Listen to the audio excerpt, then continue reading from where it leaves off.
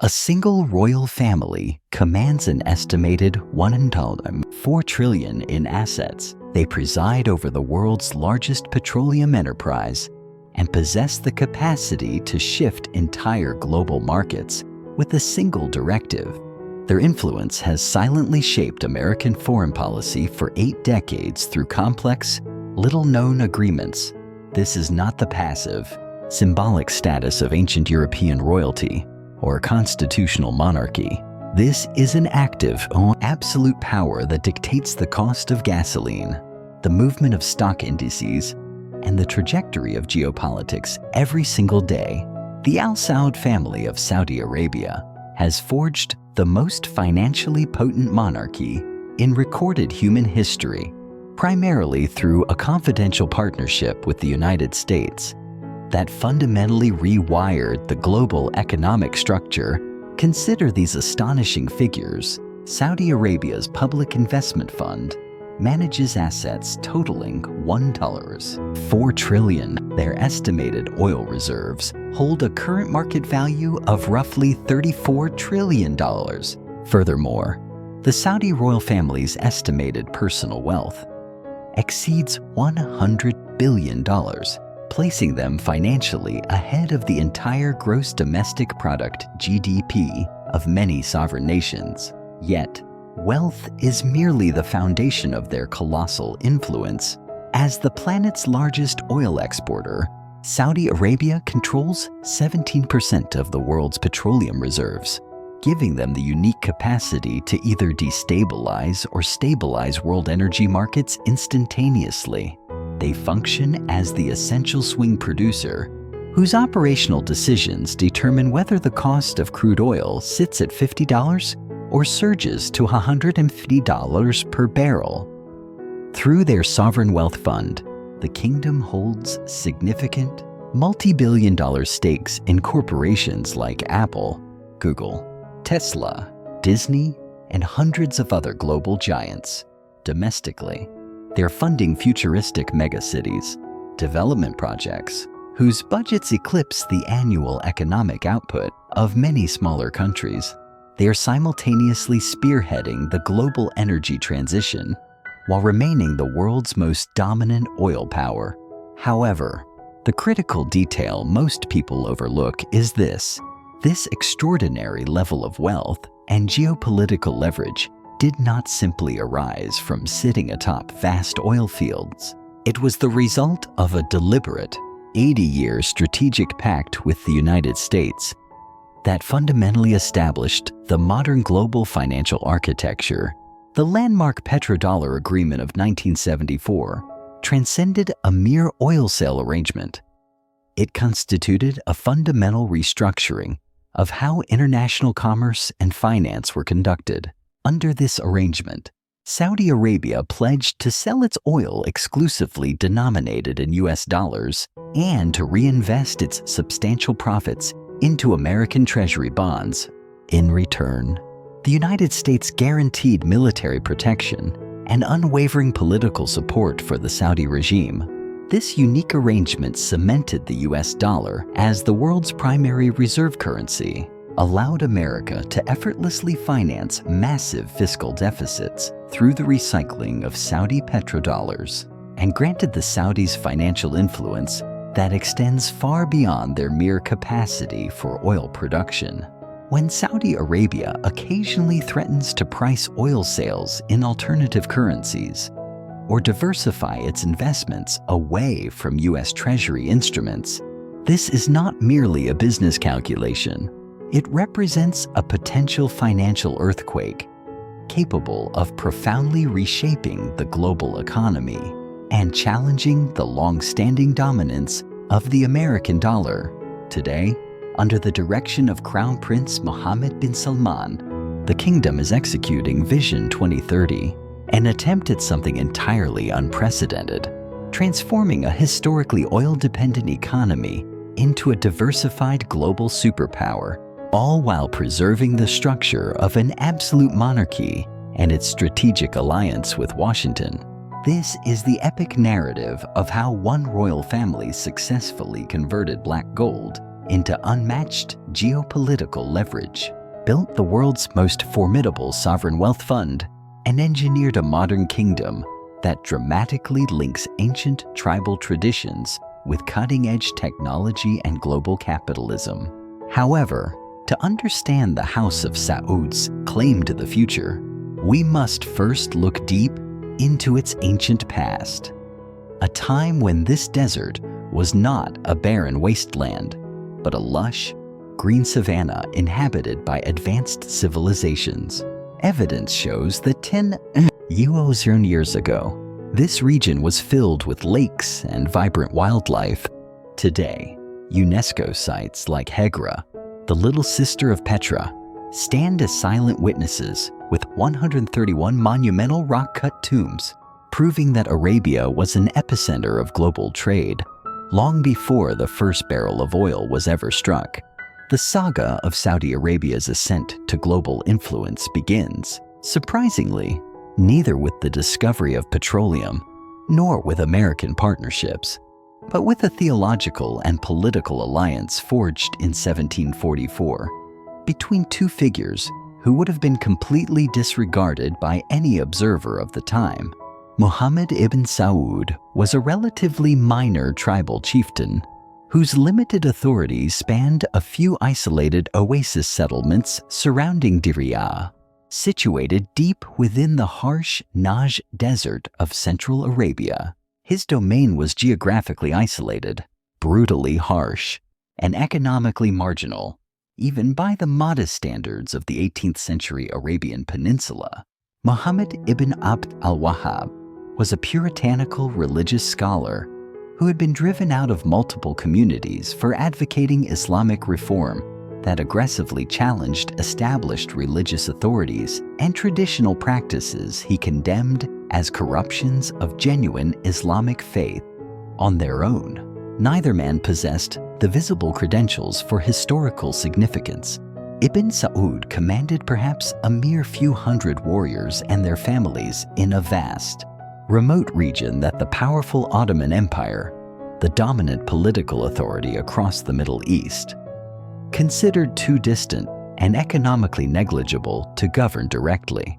Meanwhile, Ibn Abd al-Wahhab was a controversial religious dissident whose uncompromising theological stances had rendered him unwelcome throughout the Hijaz and Najd regions.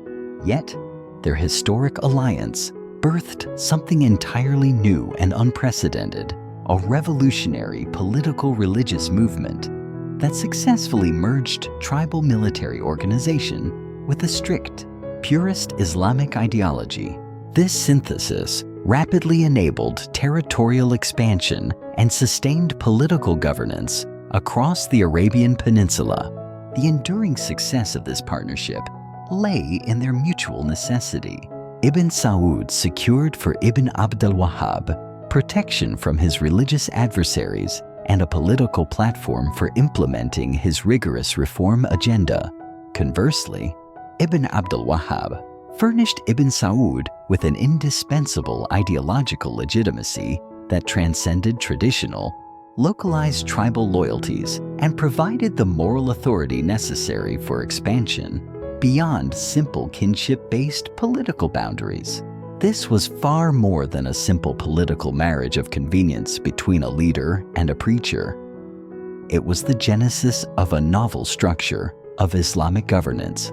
In this system, religious authority provided the ultimate justification for political expansion, while political power was systematically used to enforce religious conformity.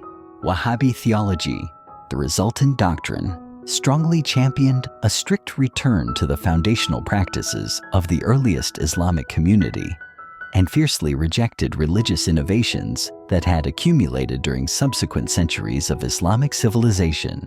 This rejection specifically targeted Sufi mysticism, the veneration of shrines, practices involving intercession through saints, and various folk traditions that had become prevalent across the Islamic world. Crucially, Wahhabi reform was never solely focused on religious purity. It was fundamentally a tool for political consolidation. by officially declaring competing religious practices to be illegitimate innovations.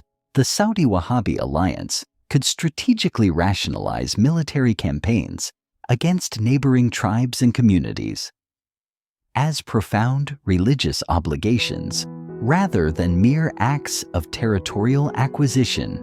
Tribes that embraced Wahhabi teaching and accepted Saudi political rule were swiftly incorporated into the growing confederation as authentic Muslims defending the true faith.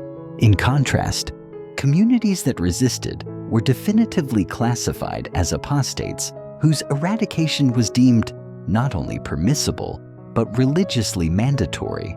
This powerful ideological framework allowed the nascent Saudi state to expand far beyond traditional tribal limits, maintaining internal unity through a shared religious identity.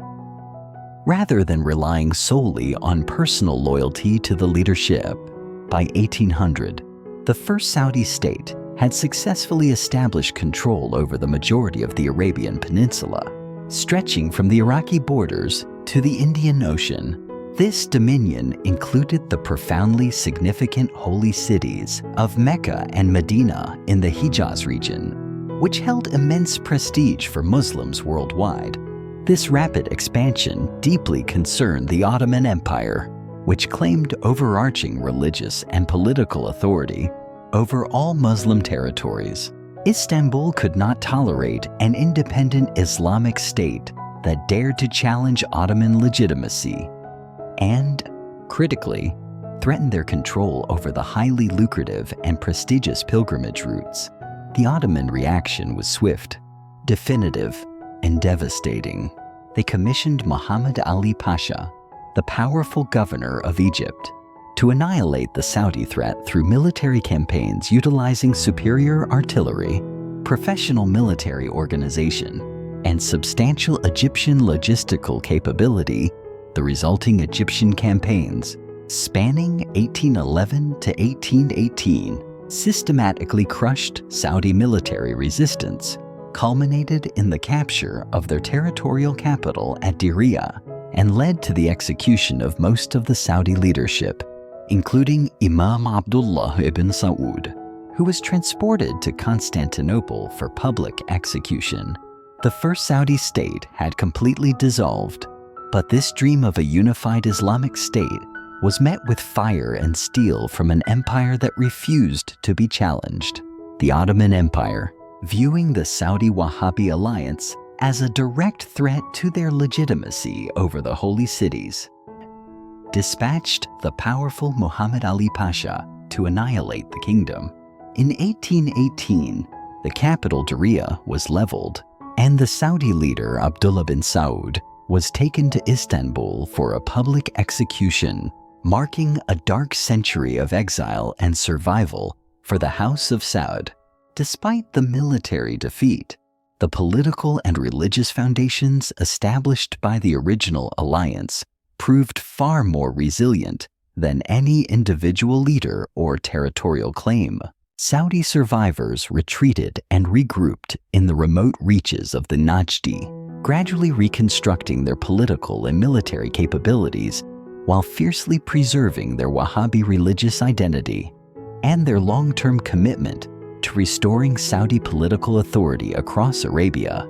The Second Saudi State, inaugurated by Turki ibn Abdullah al-Saud in 1824, strategically adapted, having internalized the mistakes that caused their earlier collapse. Instead of directly confronting the massive Ottoman authority or aggressively threatening international Islamic sites, they focused entirely on consolidating stable control over the Najd region, while scrupulously avoiding military engagement with superior external powers. This necessary period of consolidation allowed the Saudi Wahhabi movement to develop more sophisticated political institutions, strengthen military preparedness, and devise economic strategies, all while safeguarding their core religious and political identity. Nevertheless, the Second Saudi State was continually plagued by internal challenges, revealing inherent structural tensions within the Saudi system. various branches of the royal family openly competed for leadership, generating succession disputes that critically weakened central authority and invited external interference.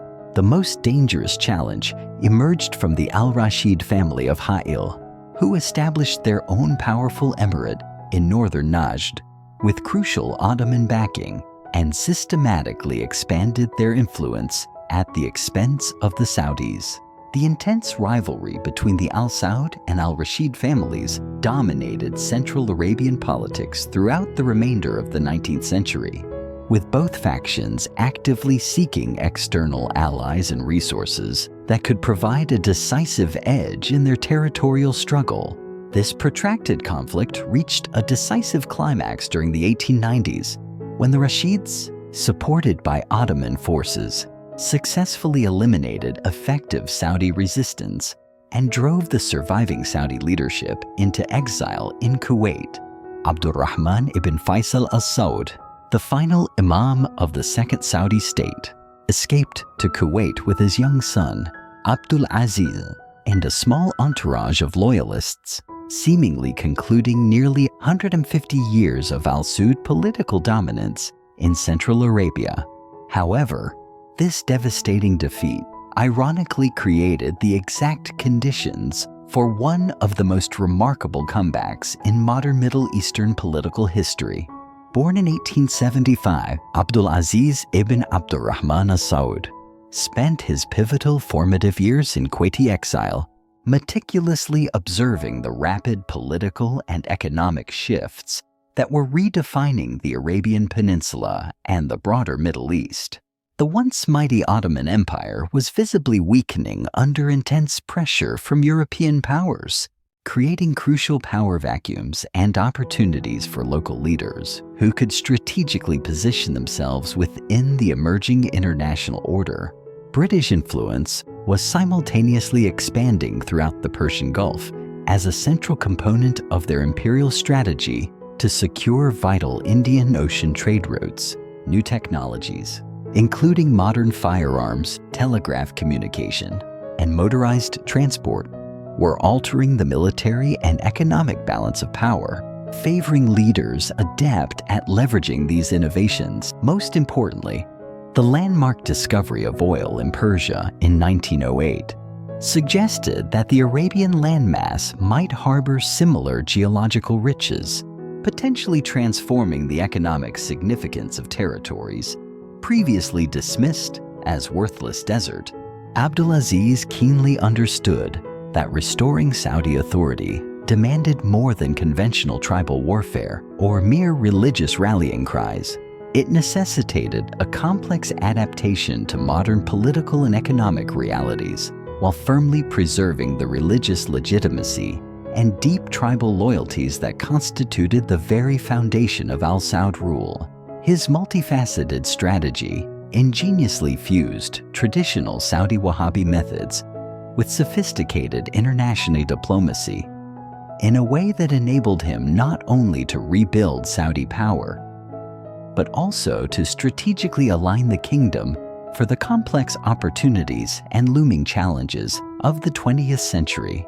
The initial phase began with the audacious recapture of the ancestral Saudi capital at Riyadh in a daring raid in 1902, a move that immediately showcased his military prowess and drew tribal support across the Najd region. The second phase involved systematic military campaigns targeting Rashid forces and other tribal antagonists, gradually restoring Saudi control over Central Arabia through superior military strategy, the deployment of modern weaponry, and effective alliance building. However, the truly crucial phase involved establishing strong relationships with British authorities, who possessed the necessary external support and international recognition that would guarantee the survival and prosperity of Saudi rule in the shifting regional dynamics. Abdul Aziz recognized that the future of Arabia would ultimately be decided by global great powers, rather than by isolated local tribal conflicts. Consequently, Saudi success hinged upon positioning the kingdom as an indispensable partner for whichever external power achieved regional dominance in Middle Eastern affairs. His strategic brilliance lay in realizing that Saudi assets, namely its potent religious legitimacy, its reliable tribal military capabilities, and its critical geographic position, could be leveraged to provide immense strategic value to outside powers seeking dependable local partners for their regional objectives. This profound insight allowed him to transform British support during World War I into the bedrock of modern Saudi statehood, and eventually to trade British backing for an even more rewarding partnership with the United States, a partnership that would elevate his descendants to become some of the world's wealthiest and most powerful rulers. First, however, the Saudis had to ensure their state's immediate survival, while deftly navigating the convoluted international politics of a region where global powers were increasingly competing fiercely for influence and vital local resources.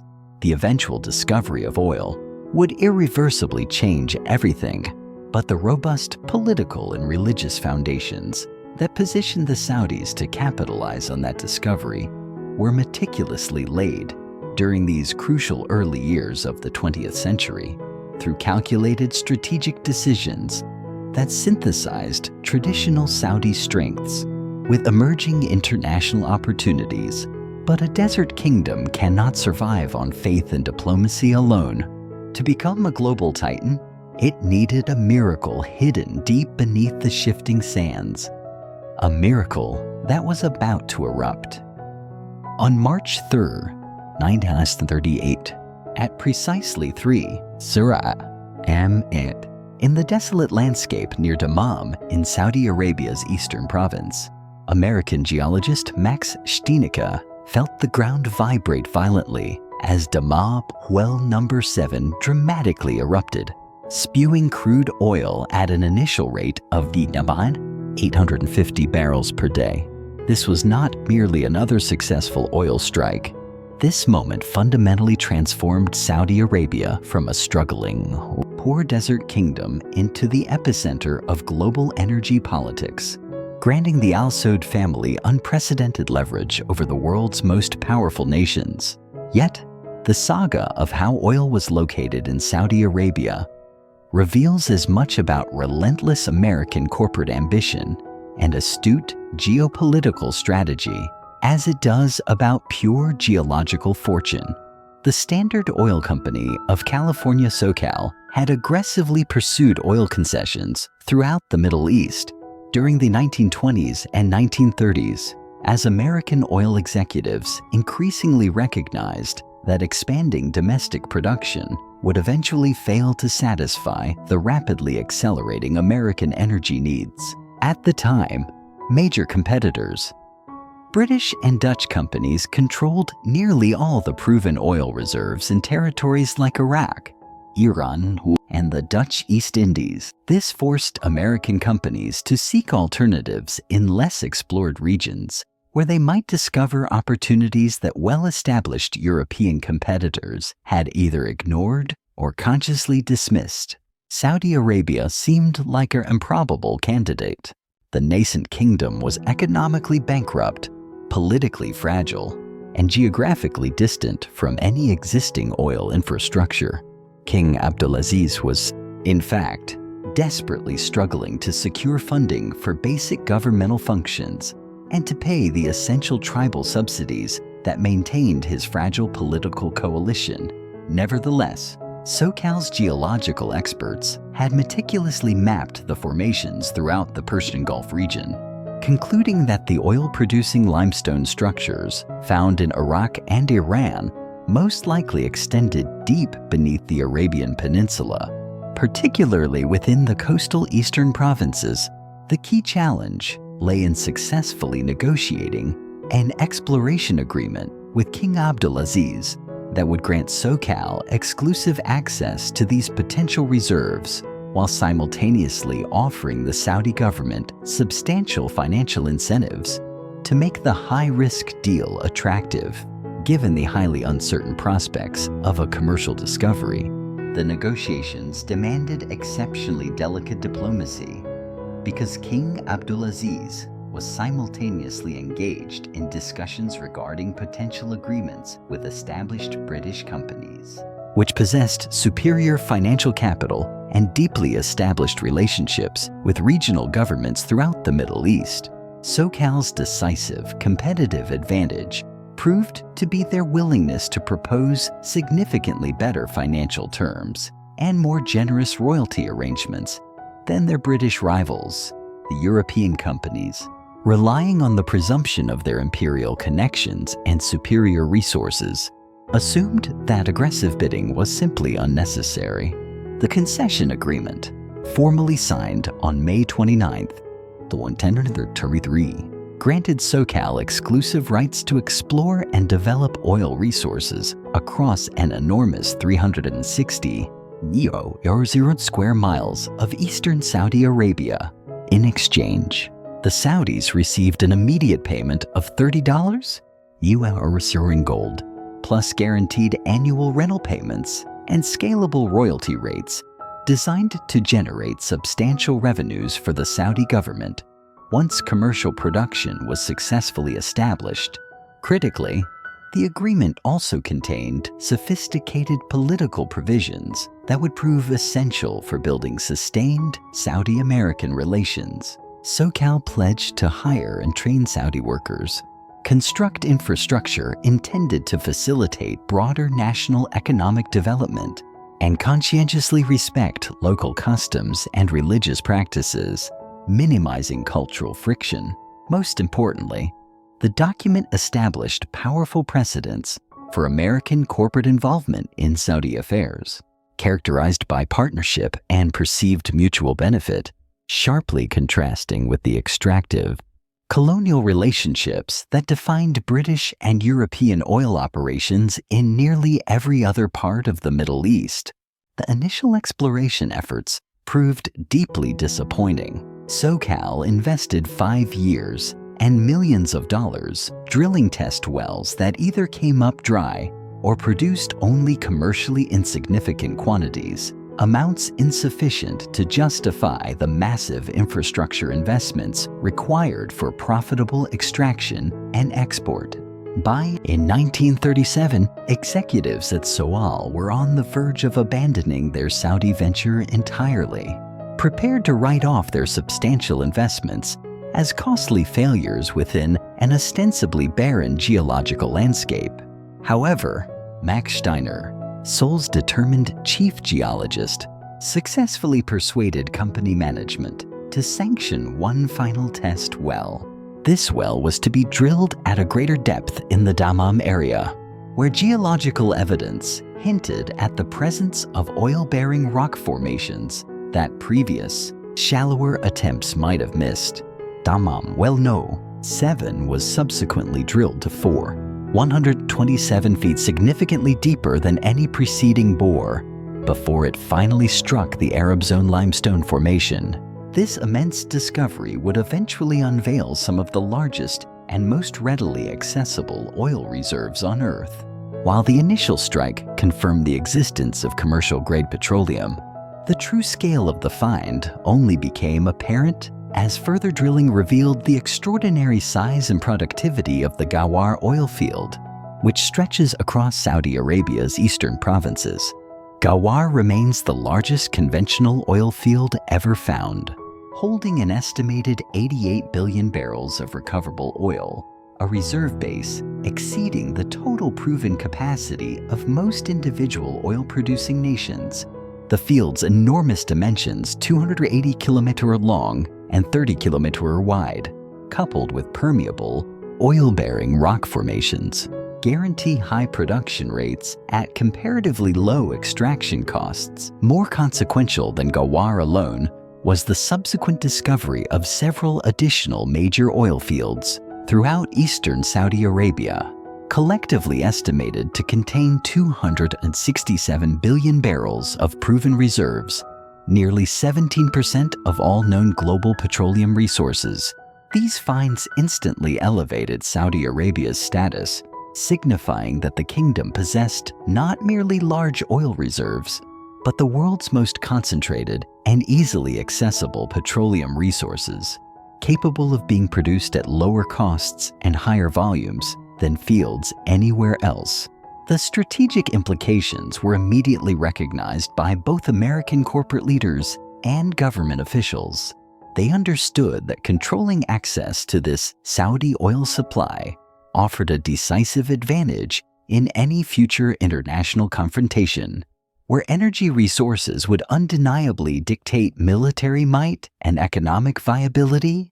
World War II had served as a stark demonstration that oil was absolutely essential for modern mechanized warfare, robust industrial output, and sustained economic prosperity. Nations lacking secure access to petroleum were inherently vulnerable to military defeat and economic collapse, regardless of their other strengths or resources. Although the United States had been the world's leading oil producer during the early 20th century, American consumption was rapidly outpacing domestic production.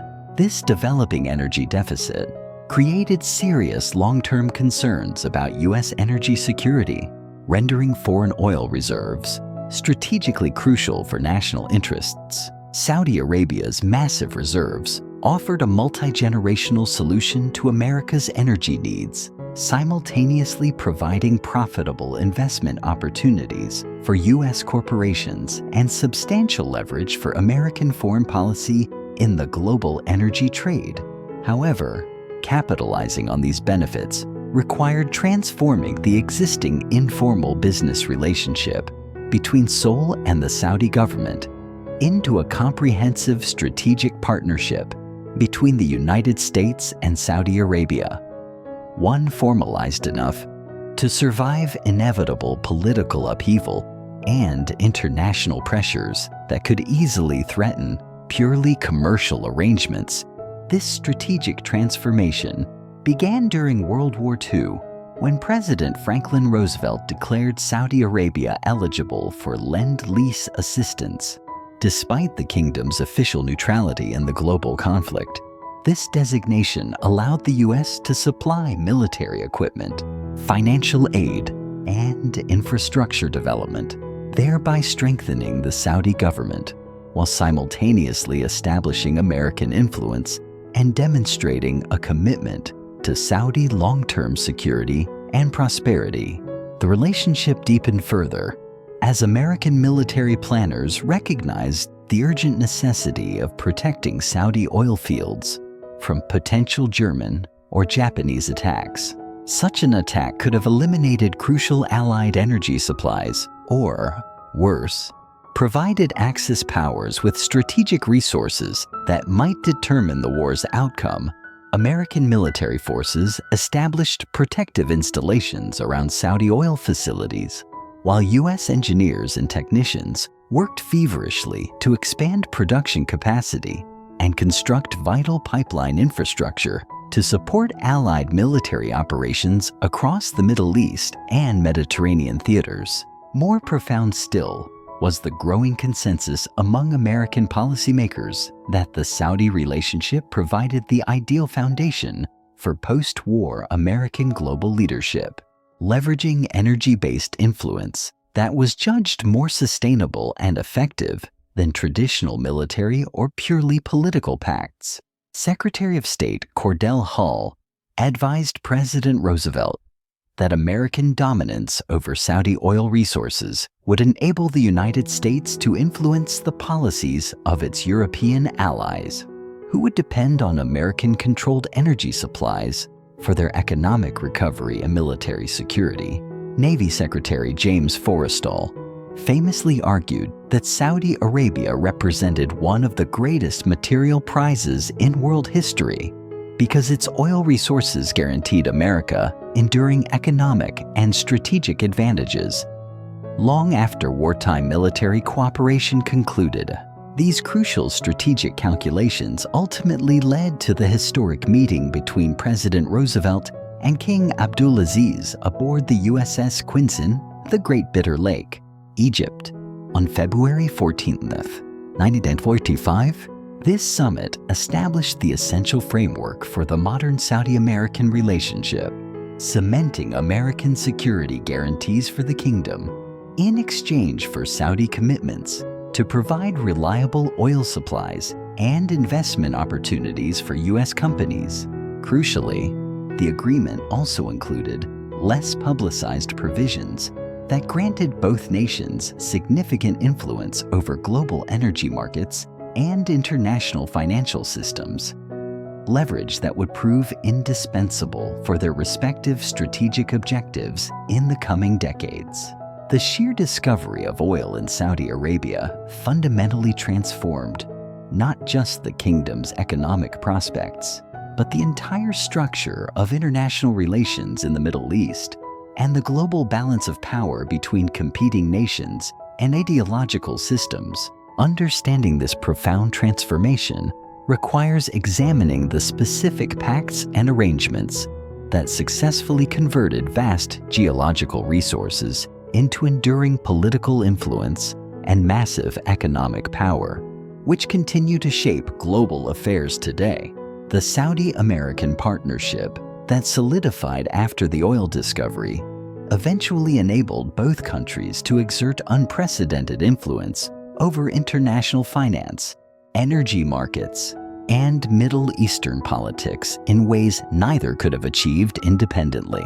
Yet, this necessary partnership also generated deep dependencies and long-term obligations that continue to affect both American and Saudi policy decisions decades after the original oil discoveries made their cooperation strategically vital and economically beneficial to both parties.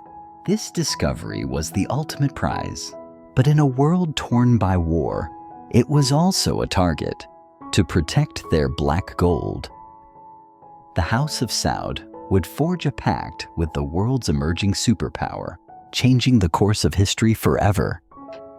The meeting between President Franklin Roosevelt and King Abdulaziz on February 14, 1935, aboard the USS Quincy was far more than a simple diplomatic courtesy. It marked the start of the most consequential strategic alliance in modern Middle Eastern history. While the substance of those 8 hours of private discussions has never been fully revealed, the immediate outcome fundamentally altered the global balance of power and laid the groundwork for Saudi Arabia's transformation from a poor desert kingdom into one of the world's most influential nations. The timing was critical. World War II was drawing to a close with an Allied victory certain, yet the shape of the post-war international order remained highly uncertain. The United States was emerging as the preeminent global power, but American leaders knew that maintaining this dominance required guaranteed access to the energy resources essential for continuous economic growth and military superiority. King Abdulaziz, then 70 years old and in declining health, faced the immense challenge of ensuring his kingdom's survival in a rapidly changing international landscape, where traditional tribal and religious authority might not suffice to guarantee political independence and territorial integrity. Both leaders recognized that their nations possessed essential capabilities that the other lacked. America had the technological superiority, financial strength, and global reach necessary to protect and develop the Saudi kingdom. Saudi Arabia held the energy reserves that could power American economic expansion and furnish decisive strategic advantages against potential rivals. But forging this partnership required overcoming substantial cultural, political, and strategic obstacles that, by conventional diplomatic standards, made Saudi-American cooperation appear highly improbable. The Saudi kingdom was an absolute Islamic monarchy whose governmental and social systems were based on traditional religious law and tribal customs, often conflicting directly with American democratic values and secular political institutions.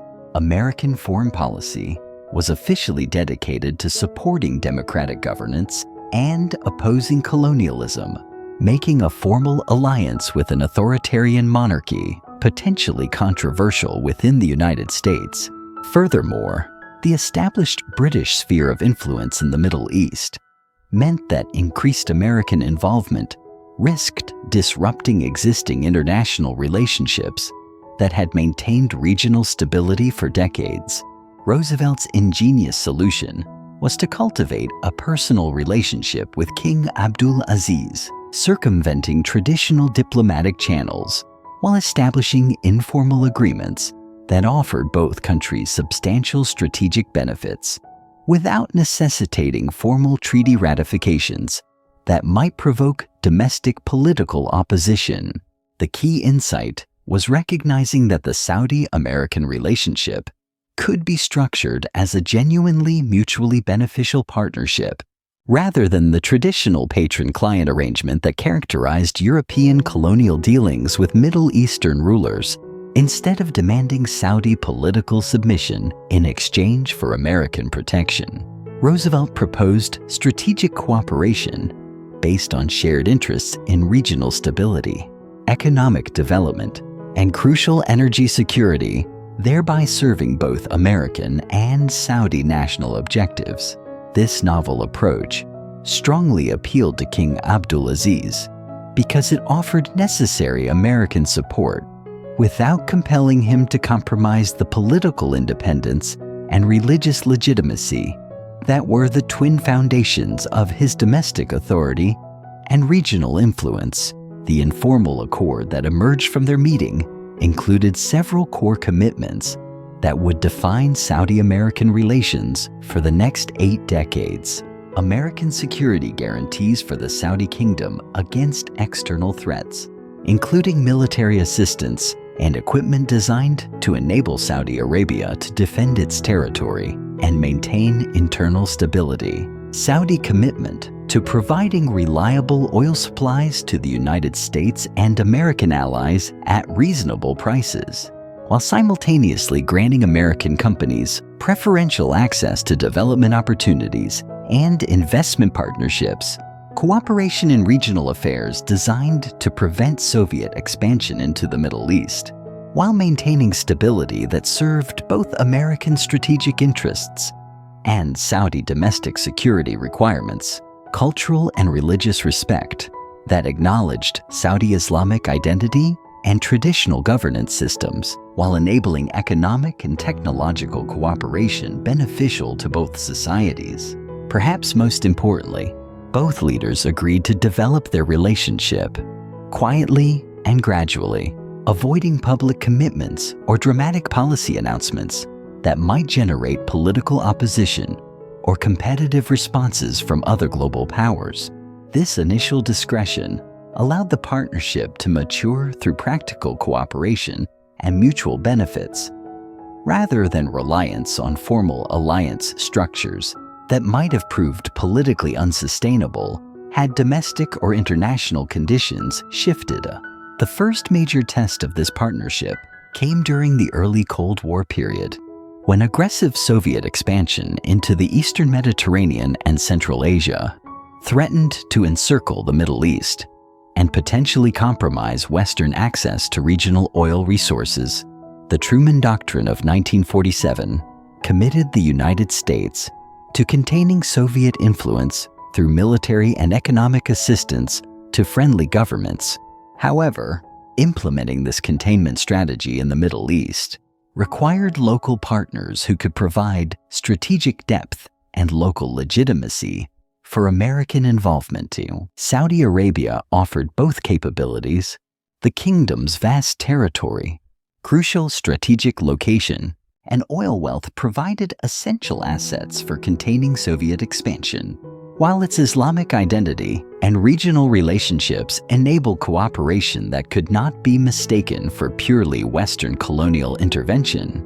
The partnership deepened throughout the 1950s as both countries faced new challenges demanding enhanced cooperation. The Suez Crisis of 1956 highlighted British and French weakness, creating opportunities for increased American influence in regional affairs. Soviet support for rising Arab nationalist movements threatened traditional monarchies across the Middle East, challenging Western control over regional energy resources and political development. Furthermore, the establishment of Israel created continuous regional tensions, requiring careful management to prevent conflicts that might destabilize the entire Middle East and threaten both American and Saudi interests in security and economic progress. President Dwight Eisenhower's administration formalized American commitment to Middle Eastern stability through the Eisenhower Doctrine, which promised U.S. support for regional governments requesting assistance against communist threats. However, the unique Saudi relationship required cooperation that was far more subtle and comprehensive than could be provided through general policy declarations or standardized military assistance programs. The solution was the development of informal coordination mechanisms that allowed both countries to pursue their respective regional objectives while simultaneously supporting each other's broader strategic goals, all without creating formal obligations that might prove politically constraining. This unique cooperation was greatly facilitated by the growing influence of Aramco, the Arabian-American oil company, which had evolved from the original sole concession into a major consortium of American oil companies. Aramco managed Saudi petroleum development while acting as an informal, highly effective channel for Saudi-American governmental coordination. Aramco provided essential services to both governments by handling the complex technical and commercial aspects of oil development, while also facilitating communication and cooperation on sensitive political and strategic issues that needed coordination but could not be handled through normal diplomatic channels. The company's extensive operations in Saudi Arabia created thousands of jobs for American technicians and managers who developed a deep understanding of Saudi society and political systems, building personal relationships with Saudi officials that significantly enhanced mutual trust and cooperation.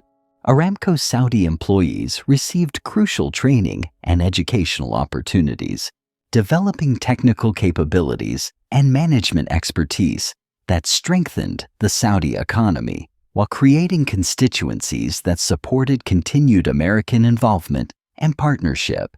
Most significantly, Aramco's success in developing Saudi oil resources demonstrated that American involvement could profoundly serve Saudi interests while simultaneously providing Americans with profitable business opportunities and critical strategic advantages.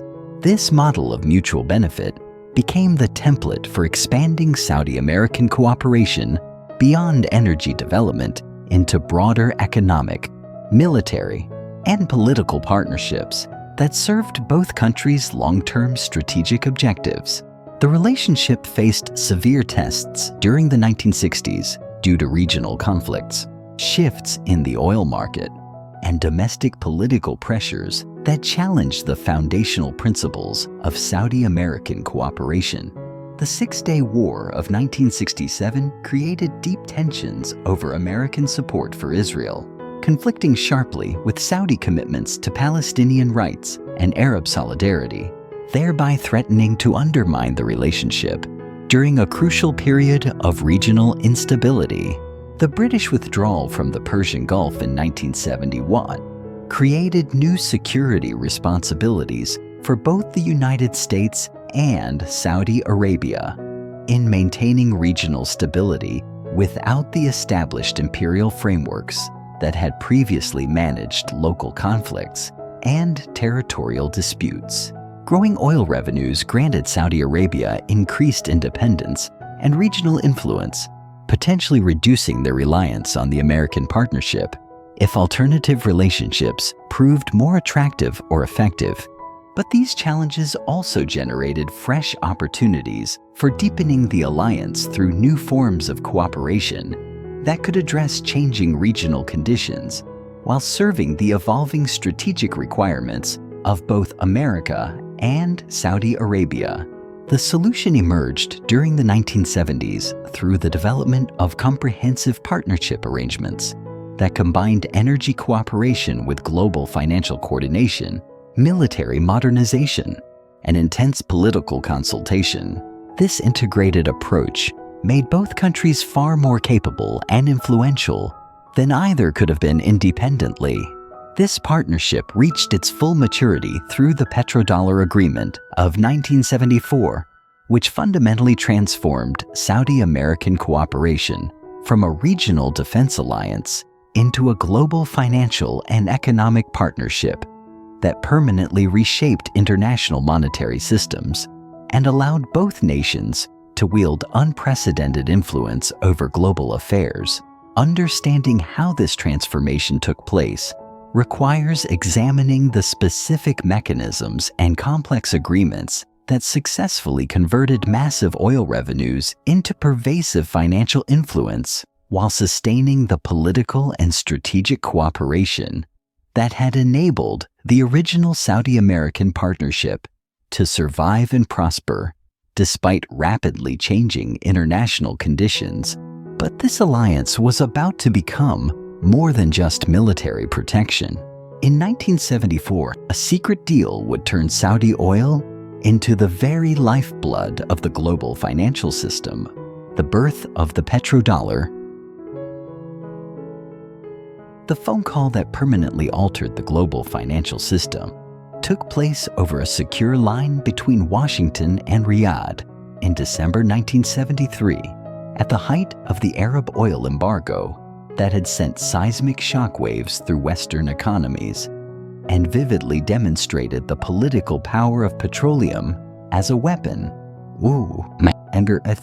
Treasury Secretary William Simon initiated a historic call to Saudi Oil Minister Ahmed Zaki Yamani, proposing a solution that would not only resolve the current oil crisis, but fundamentally realign the architecture of international finance.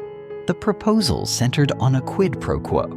Saudi Arabia would agree to exclusively price all oil sales in US dollars and commit its burgeoning oil revenue, or petrodollars, to massive investments in US Treasury securities. In return, the kingdom would receive unparalleled American military protection and guaranteed unfettered access to US financial markets. This dialogue culminated in a secret bilateral agreement signed in 1974, establishing the petrodollar system, an arrangement that cemented the US dollar as the world's primary reserve currency and granted Saudi Arabia global financial influence far exceeding its actual output. This groundbreaking deal emerged directly from the chaos of crisis. The October 1973 Yom Kippur War prompted an immediate Arab oil embargo targeting nations supporting Israel. This action instantly quadrupled oil prices, surging from $3 to $12 per barrel, unleashing the first modern energy crisis and posing an existential threat to Western economies. But the embargo paradoxically created severe problems for the oil producers as well as the consumers. Nations like Saudi Arabia were suddenly awash in oil revenues that vastly exceeded their capacity to effectively absorb through domestic investment or expenditure. Saudi oil income soared from $3 billion in 1973 to an astounding $22.6 billion in 1974, a staggering 400% jump in 1 year.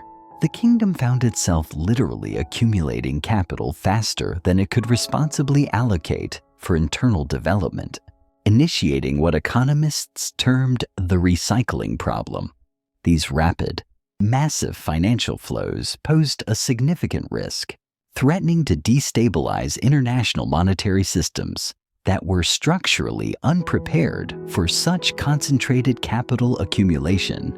If these major oil producers chose to convert their massive dollar earnings into alternative currencies or if they invested them in ways that actively depleted the supply of dollars in international circulation, the ensuing currency instability risked spiraling into a devastating global financial crisis. The solution proposed by the U.S. was exceptionally elegant in its simplicity. Rather than allowing these vast oil profits to destabilize global finance, the Rewired would engineer a mechanism to use them to stabilize and dramatically strengthen the existing dollar-based international monetary system. The highly confidential negotiations that forged the Petrodollar agreement required participation from the apex of both governments. President Richard Nixon personally ratified the American negotiating framework, while King Faisal finalized the Saudi decision after consulting with Crown Prince Fahd and influential members of the royal family. The American delegation was spearheaded by Treasury Secretary William Simon and included senior Federal Reserve officials, State Department experts specializing in the Middle East, and representatives from leading American banks tasked with technically implementing the mechanisms of petrodollar recycling. The Saudi team featured Oil Minister Yamani, Finance Minister Mohammed Abba Al-Khail, and Saudi Arabian Monetary Agency Governor Anwar Ali, supplemented by private consultants skilled in both Islamic finance principles and complex international monetary systems. These negotiations demanded months of meticulous diplomacy. The final agreement had to meticulously align with both countries' vital strategic objectives, while simultaneously resolving unprecedented technical challenges related to currency management, investment protocols, and sophisticated financial oversight. The resulting agreement codified several crucial components that radically reshaped the operations of global finance. Saudi Arabia committed to pricing all oil exports exclusively in U.S. dollars, instantly establishing the dollar as the indispensable currency for global energy transactions. This mechanism generated consistent, systematic global demand for dollars, effectively buttressing the currency's value irrespective of fluctuating American domestic economic performance. The kingdom agreed to channel the vast majority of its oil revenues into U.S. Treasury securities and American bank accounts. This provided the United States with massive, continuous capital inflows, enabling it to finance large government deficits and facilitate private investment without necessitating significant increases in domestic savings or taxes. The United States pledged enhanced military protection for Saudi Arabia, encompassing advanced weapon systems, extensive military training, and comprehensive security guarantees designed to safeguard the kingdom from both external aggression and internal security threats. Both nations agreed to collaborate closely on managing global oil markets, aiming to preempt price volatility that could jeopardize economic stability in consumer nations or undermine revenue dependability for producer nations. Furthermore, the agreement contained highly classified provisions regarding financial and intelligence cooperation. These clauses empowered both countries to discreetly monitor and influence international monetary flows and global economic conditions in ways optimized for their reciprocal strategic interests. Crucially, the petrodollar system generated complex benefits and substantial risks for both participants, effects that stretched far beyond the initial goals of simply lifting the oil embargo and managing surplus cash flows. For the United States, the recycling of petrodollars yielded profound economic and strategic benefits, serving as a bedrock for American global dominance throughout the ensuing decades. This unique framework allowed the U.S. to sustain vast federal budget deficits without suffering the usual consequences of inflation or currency devaluation, because the Saudi oil revenues were automatically injected back into U.S. financial markets via large purchases of treasury bonds and bank deposits. This exorbitant privilege provided the essential capital needed to finance monumental undertakings, military expansion, ambitious space exploration, comprehensive social welfare programs, and domestic infrastructure development at scales that would have been fiscally untenable without petrodollar support. The dollar's mandatory role in oil trading generated perpetual global demand for American currency, maintaining its high value and enabling the U.S. to acquire foreign goods and services at highly favorable exchange rates. Moreover, managing the direction of petrodollar flows furnished American policymakers with significant leverage over global financial stability, granting the strategic capacity to impose targeted economic sanctions or dispense crucial financial aid to influence political and economic trajectories across the world. For Saudi Arabia, the Petrodollar Pact delivered indispensable security guarantees and unprecedented financial opportunities, elevating the kingdom from a simple regional oil producer to a genuine global economic force. Its resulting influence over international affairs vastly outstripped its modest military capacity or population size. American military assurance effectively neutralized the kingdom's vulnerability to regional adversaries, allowing Riyadh to redirect its considerable resources toward ambitious economic development and comprehensive social modernization, rather than disproportionately funding military defense systems. Access to the robust U.S. financial markets ensured secure, high-liquidity investment channels for its oil revenues, returns that were unattainable through purely domestic investment or other international vehicles. This privileged relationship with the United States simultaneously bolstered Saudi diplomatic standing, granting significant leverage in addressing regional conflicts and pursuing broader political and economic objectives in global negotiations. Yet, the petrodollar system was fundamentally a reciprocal bargain that created mutual dependencies and binding obligations for both nations. These constraints inevitably restricted their policy flexibility and introduced strategic vulnerabilities ripe for exploitation by competitors or rivals. The United States grew heavily reliant on sustained Saudi cooperation to maintain the dollar's global preeminence and to fund its persistent federal deficits. This dependency created a significant economic risk. Should Saudi policy priorities diverge from American interests, or if Riyadh found more attractive alternative financial arrangements. Conversely, Saudi Arabia became reliant on U.S. military guarantees and access to its financial institutions, generating political vulnerabilities if shifting American domestic policies or strategic calculations compromised the integrity of the bilateral relationship. Furthermore, both parties became strictly committed to upholding global oil market stability and maintaining the dollar-centric international finance system, even at times when short-term market disruptions might have otherwise served their immediate national interests, thus limiting policy responses during periods of conflict or crisis. The parameters set by the Petrodollar Agreement also established crucial precedents for future consumer-producer relationships, significantly influencing how other major energy-rich nations formulated their international economic and political strategies. Neighboring countries like Kuwait, the UAE, and Qatar quickly adopted parallel strategies for managing petro revenues and cultivating global partnerships.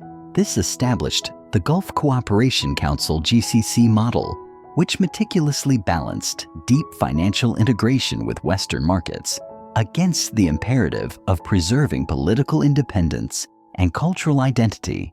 This successful model was highly attractive to other resource-rich developing nations seeking to translate natural resource wealth into sustainable economic progress and international clout, all while safeguarding their national sovereignty and traditional political structures.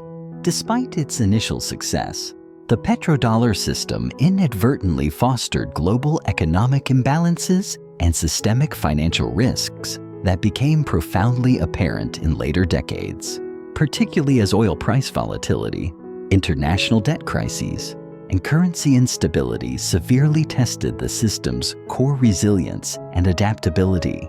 The 1980s debt crisis in Latin America exposed how the massive petrodollar lending, channeled through American and European banks, could generate unsustainable debt burdens and profound economic instability across developing nations that had borrowed aggressively during periods characterized by easy credit and high oil prices.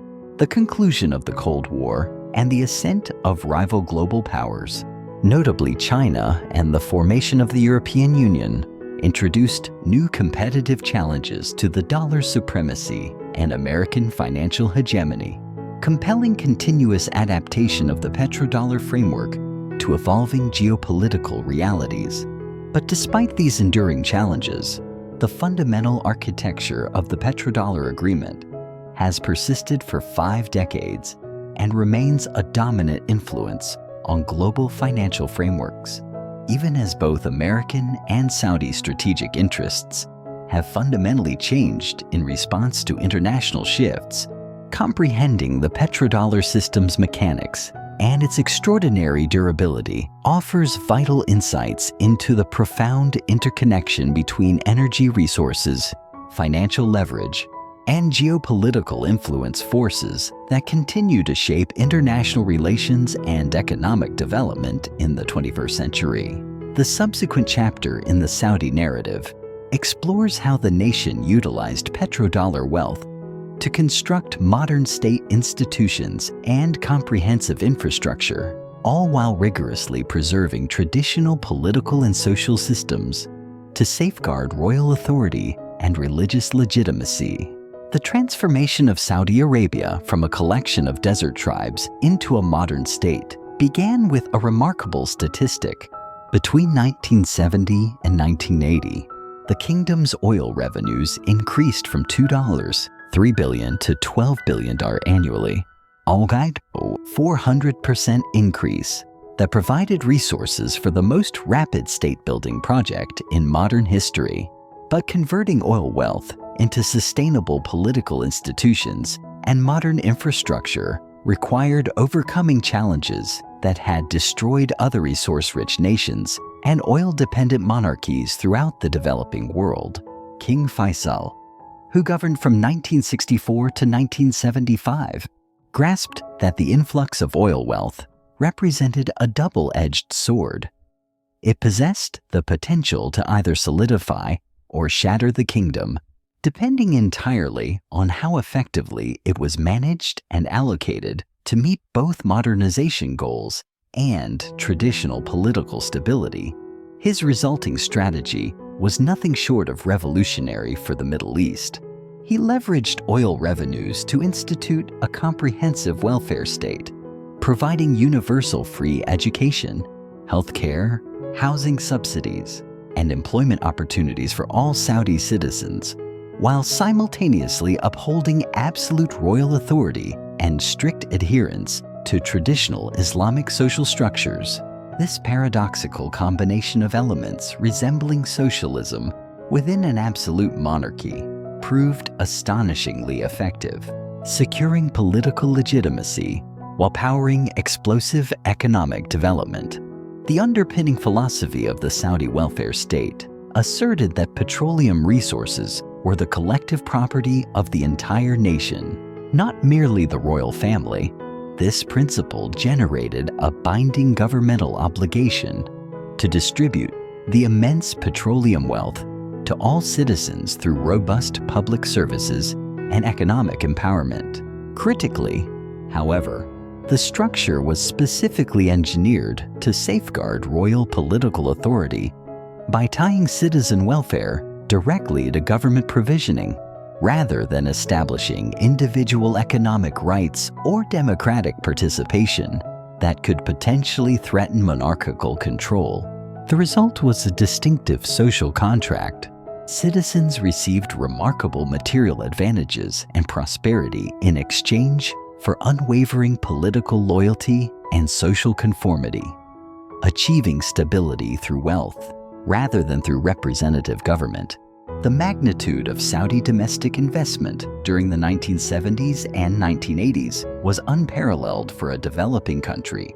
The government dedicated immense sums, $142 billion, for the first 5-year development plan, 1970-1975, and another $142 billion for the second plan, 1975 to 1980 figures that surpassed the entire gross domestic product (GDP) of many sovereign nations at the time. These colossal expenditures financed infrastructure projects that fundamentally altered the kingdom's physical and social terrain, simultaneously generating crucial employment and business prospects that successfully integrated traditional tribal and merchant communities into the emerging modern economy. The state undertook the monumental task of constructing entirely new industrial cities ex nihilo, notably the Jubail and Yanbu complexes. These complexes rapidly evolved into massive hubs for petrochemical manufacturing and oil refining, employing tens of thousands and establishing significant export and industrial capabilities. They concurrently developed extensive modern transportation infrastructure, including nationwide highways, international airports, and deep-water seaports which connected previously isolated regions, fostering commercial expansion and social integration. Furthermore, comprehensive, tuition-free education systems were instituted from elementary school through university, supported by new technical colleges designed to rapidly develop the human capital essential for the modernizing economy. Crucially, vast employment opportunities were channeled through the government, education sector, and public services, allowing Saudi citizens to join the modern economy without the requirement of abandoning traditional cultural norms or established social structures.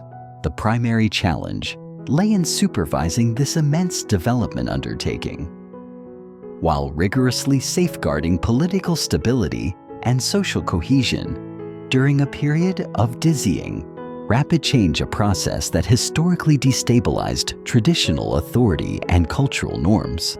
King Faisal's innovative solution was a hybrid approach. Modernization was implemented through existing traditional institutions, bypassing the need to create new political structures that might contest established power hierarchies or cultural frameworks. Development initiatives were therefore managed via the royal family and established tribal networks, which retained their traditional structures of authority and social organization, while simultaneously adapting to the demands of modern economic and technological requirements. Religious authorities were integrated into the modernization process by granting them expanded educational responsibilities and key administrative roles, thereby preserving their social influence while directing it in support of state objectives. Similarly, commercial opportunities were funneled through established merchant families and tribal affiliations, maintaining customary economic relationships, while facilitating participation in modern industrial and commercial ventures. This mechanism allowed for rapid modernization while successfully mitigating the social upheaval and political instability that frequently plague traditional societies undergoing such dramatic economic transitions. Nevertheless, this success generated new challenges regarding the preservation of traditional authority and cultural identity, as oil wealth spurred societal changes that tested established norms of family, community, and religious organization. The most critical paradox was managing the role of women in a modernizing state. Economic imperatives demanded expanded educational and professional opportunities, yet traditional Islamic and tribal norms severely limited female participation in public life. King Faisal implemented a cautious compromise, a gradual expansion of women's education and access to health care, paired with the rigorous preservation of social restrictions and religious oversight that ensured family and community maintained ultimate authority over women's societal roles. This compromise achieved tangible human development progress while skillfully sidestepping direct conflict with the conservative religious and tribal factions whose endorsement was vital for royal legitimacy and stability. Analogous difficulties emerged concerning the influx of foreign workers, advanced technology, and Western cultural influences accompanying integration into global markets. The kingdom's deliberate solution was one of selective modernization, rapidly adopting beneficial technological and economic innovations, while enforcing stringent controls over cultural and political currents deemed threatening to traditional values or social cohesion. This required highly sophisticated governance concerning information flows, educational curricula, and public interactions, ensuring that the advantageous aspects of modernization were assimilated, while potentially destabilizing cultural or political elements were effectively filtered out. The institutional apparatus established to manage these competing demands was the Saudi bureaucratic system, a unique entity that merged modern administrative expertise with traditional consultation and consensus-building processes, ensuring continued legitimacy alongside effective governance. The Council of Ministers operated as a professional cabinet endowed with technical capabilities, yet it remained strictly subservient to royal authority and traditional hierarchical decision-making. Regional governors leveraged traditional tribal and familial networks while simultaneously implementing modern administrative procedures and development agendas tailored to meet both local needs and overarching national goals. Religious institutions successfully maintained their historic authority by adapting their functions to support modernization objectives and furnish crucial social guidance during periods of cultural flux.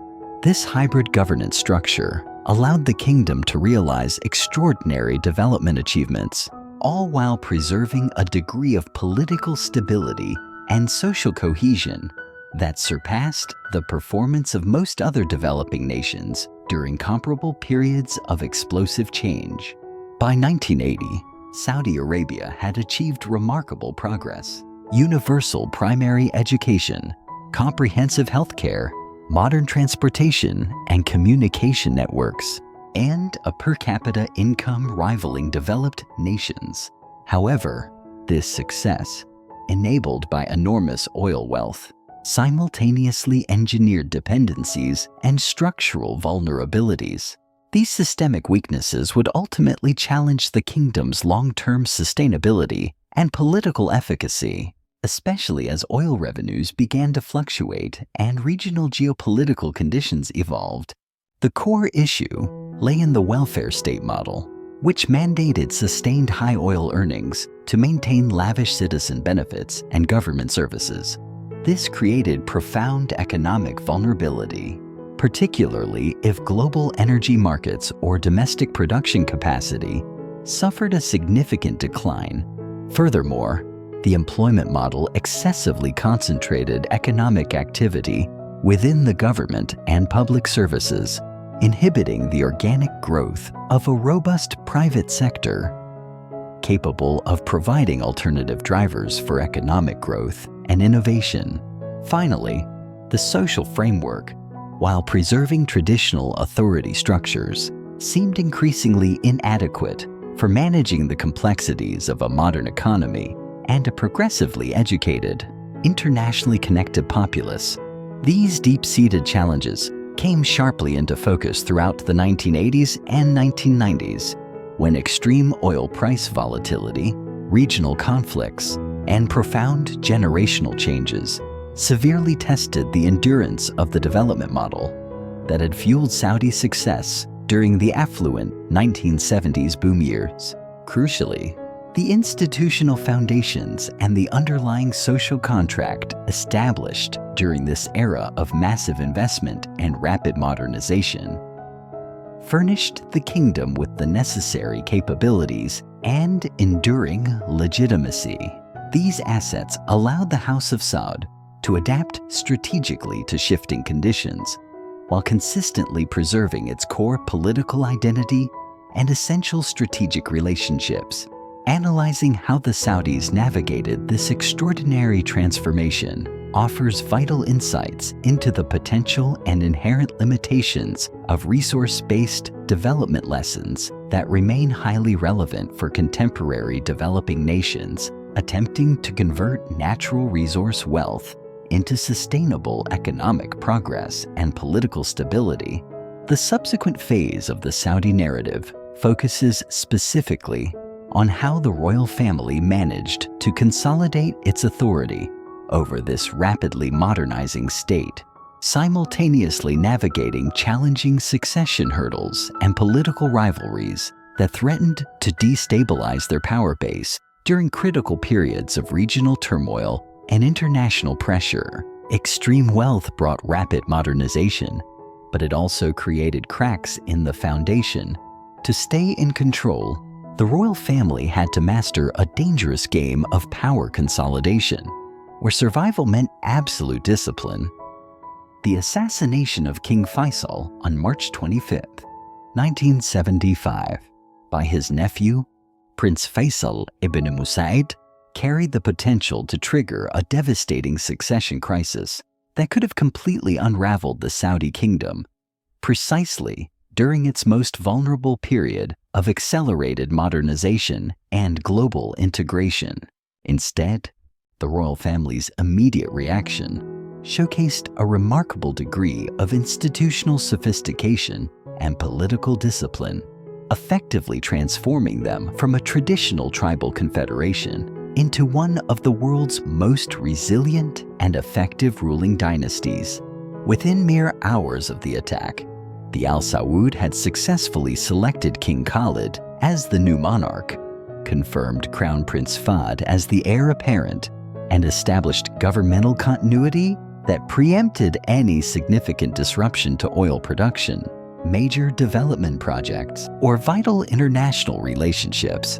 This remarkably smooth transition demonstrated that the Saudi royal family had proactively developed both formal and informal mechanisms for managing power.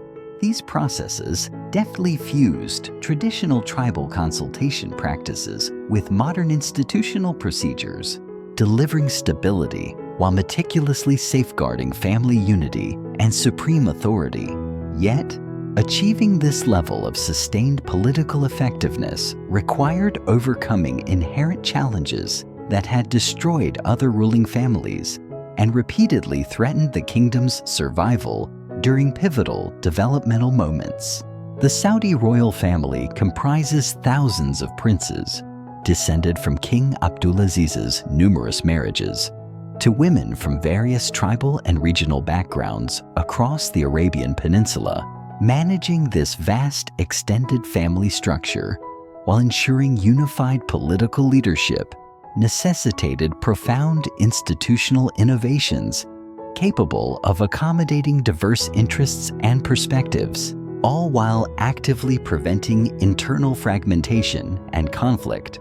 The primary institutional response was the Allegiance Council, formally established in 2006, but whose operation rested on informal consultation mechanisms refined over decades to handle royal family decision-making regarding succession, policy priorities, and resource distribution. This council includes senior princes representing the royal family's different branches and generations, granting them the collective authority to select monarchs and crown princes through consensus processes designed to guarantee widespread family support for leadership decisions. Nevertheless, the council's true efficacy remains dependent upon informal power relationships and traditional authority structures that operate outside the scope of formal institutional arrangements.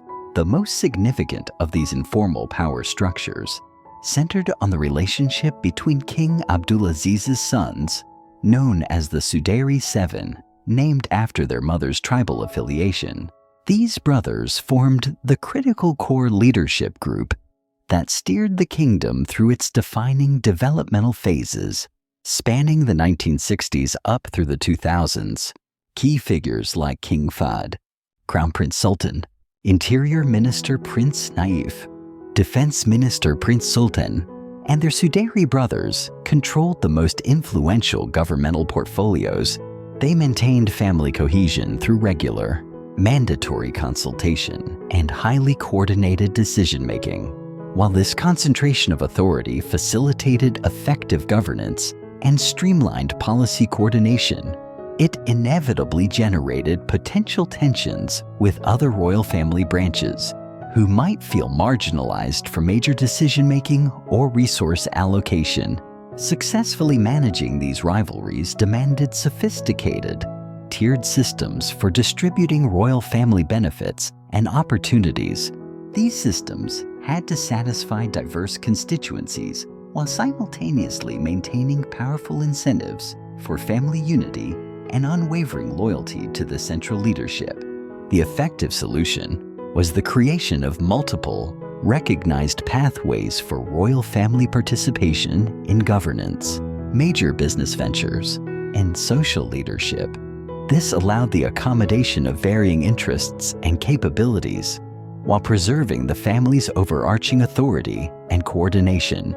For instance, senior princes received appointments as governors of major provinces, enabling them to exert significant regional authority while directly implementing national policies and fostering essential connections with local, tribal, and business constituencies.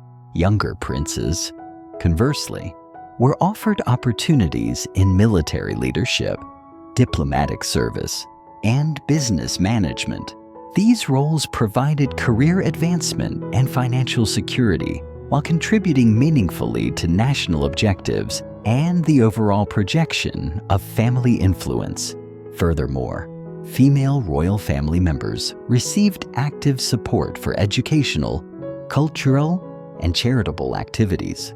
These initiatives enhanced the family's prestige while providing socially acceptable, constructive channels for women's leadership and public engagement. This intricate system not only established strong positive incentives for royal family cooperation, but also provided crucial mechanisms for resolving internal disagreements and managing succession challenges that threatened family unity and political stability. Modern power, however, requires more than just tradition. It requires a total consolidation of authority that the world would soon witness through a gilded cage. In November 2017, Crown Prince Mohammed bin Salman launched an unprecedented anti-corruption purge, transforming the luxury Ritz-Carlton in Riyadh into the world's most expensive prison by detaining 300 princes and billionaires, including the famous Al-Walid bin Talal. He gathered nearly $107 billion for the state treasury, effectively signaling that the era of independent power centers within the royal family was over. However, the maintenance of this complex internal system required the careful cultivation of relationships with key non-royal constituencies whose support was absolutely essential for securing political legitimacy and ensuring social stability.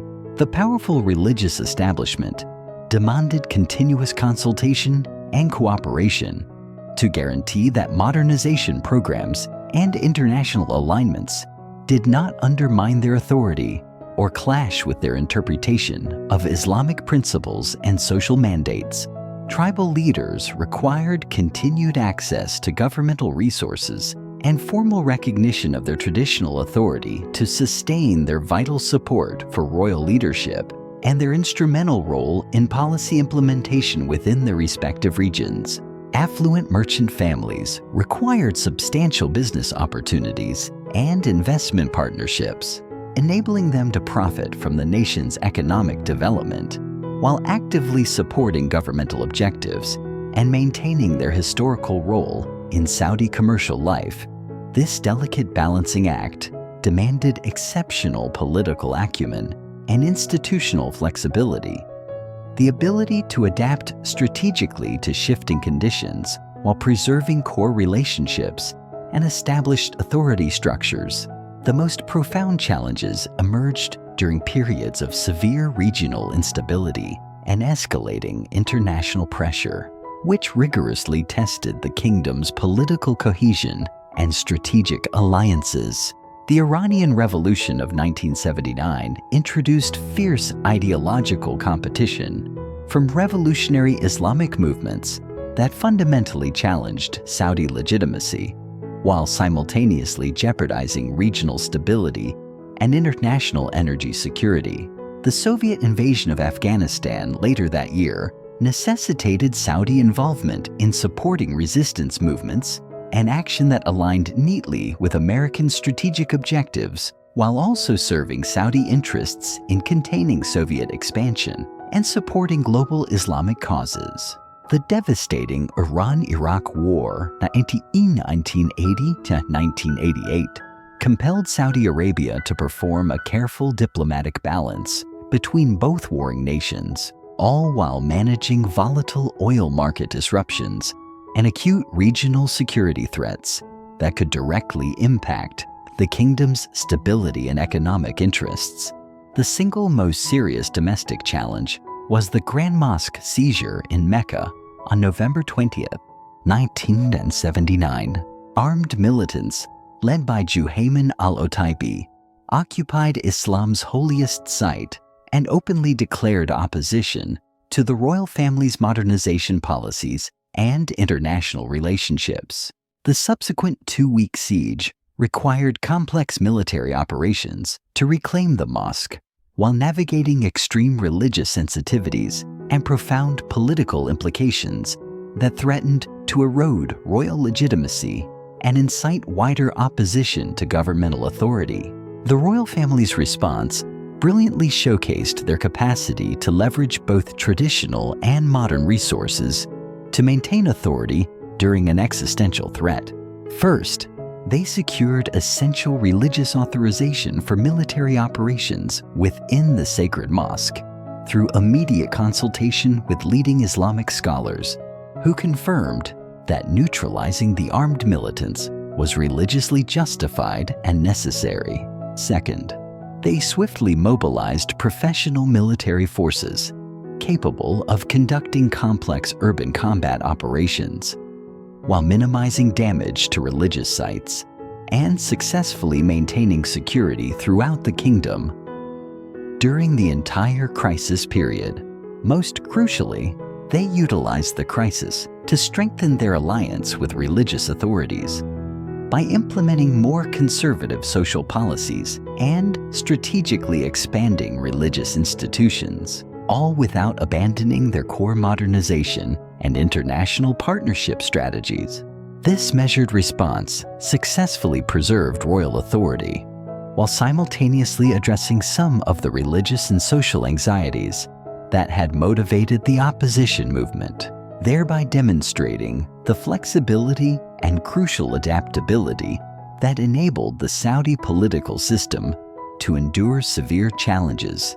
The experience also underscored the critical importance of effectively managing generational transitions within the royal family, as younger princes increasingly assumed greater responsibility for security, economic management, and diplomatic affairs, while older leaders maintained overall ultimate authority and strategic direction. The demonstrated leadership of Crown Prince Abdullah during security crises, Prince Bandar's sophisticated management of relationships with the United States, and Prince Salman's effective administration of Riyadh's extensive development efforts all showcased the capabilities of the next generation. These efforts preserved essential family unity and traditional authority structures. These vital transitions were managed through careful mentoring, gradual transfers of responsibility, and sustained consultation processes that fostered leadership development while rigorously maintaining institutional continuity and family cohesion. Furthermore, these carefully executed transitions created opportunities for crucial policy innovation and strategic adaptation, enabling the kingdom to respond to fluctuating international conditions and pressing domestic challenges more effectively than either purely traditional or purely modern political systems could. The resulting structure was a unique form of monarchical governance that successfully combined absolute authority with consultative decision-making, traditional legitimacy with modern operational capabilities, and family solidarity with demonstrable institutional effectiveness. This resilient system enabled Saudi Arabia to maintain profound political stability and strategic effectiveness throughout decades of rapid change and international pressures, challenges that either crippled or destroyed numerous other Middle Eastern governments and political systems. Understanding how the Saudi royal family achieved this remarkable political consolidation while adapting to the demands of the modern world provides compelling insights into the possibilities and inherent limitations of traditional authority structures within contemporary global systems. However, maintaining the sophisticated system while confronting complex 21st century challenges, including deep economic diversification, accelerated social change, and intensified international competition, demands continuous adaptation and innovation that will severely test the flexibility and ultimate effectiveness of Saudi political institutions. The next phase of the story involves analyzing how the kingdom utilized its newly consolidated political power and immense oil wealth to exert global influence through religious, cultural, and economic initiatives designed to project Saudi values and interests worldwide. In 1975, King Faisal made a pivotal decision that would fundamentally reshape the landscape of global Islam and dramatically extend Saudi influence into virtually every country on Earth.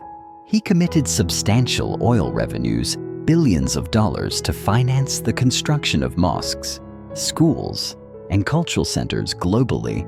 The explicit goal was to disseminate Wahhabi Islamic teachings and cultivate powerful international networks of Saudi-aligned religious and political influence.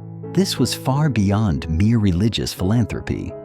It represented a meticulously calculated strategy to convert resource wealth into massive global soft power, positioning Saudi Arabia as the indisputable leader of the Islamic world, while simultaneously creating international constituencies supportive of Saudi interests in global affairs. The sheer scale of this influence campaign was unparalleled in the history of religious expansion. Between 1975 and 2005, Saudi Arabia is estimated to have spent $87 billion on international Islamic programs, a figure exceeding what the Soviet Union expended on worldwide communist propaganda during the identical period. Yet, the Saudi methodology was inherently more sophisticated and potentially more effective than traditional government propaganda. It operated through religious and cultural institutions that commanded deep personal loyalty and moral authority, rather than relying on fickle political allegiance tied to governmental policies. The strategy was rooted in King Faisal's clear recognition that Saudi Arabia could never compete with larger nations in terms of military might or population size. However, the kingdom could achieve decisive global influence through its unparalleled role as the guardian of Islam's holiest sites, and through its vast resources available for supporting Islamic causes worldwide.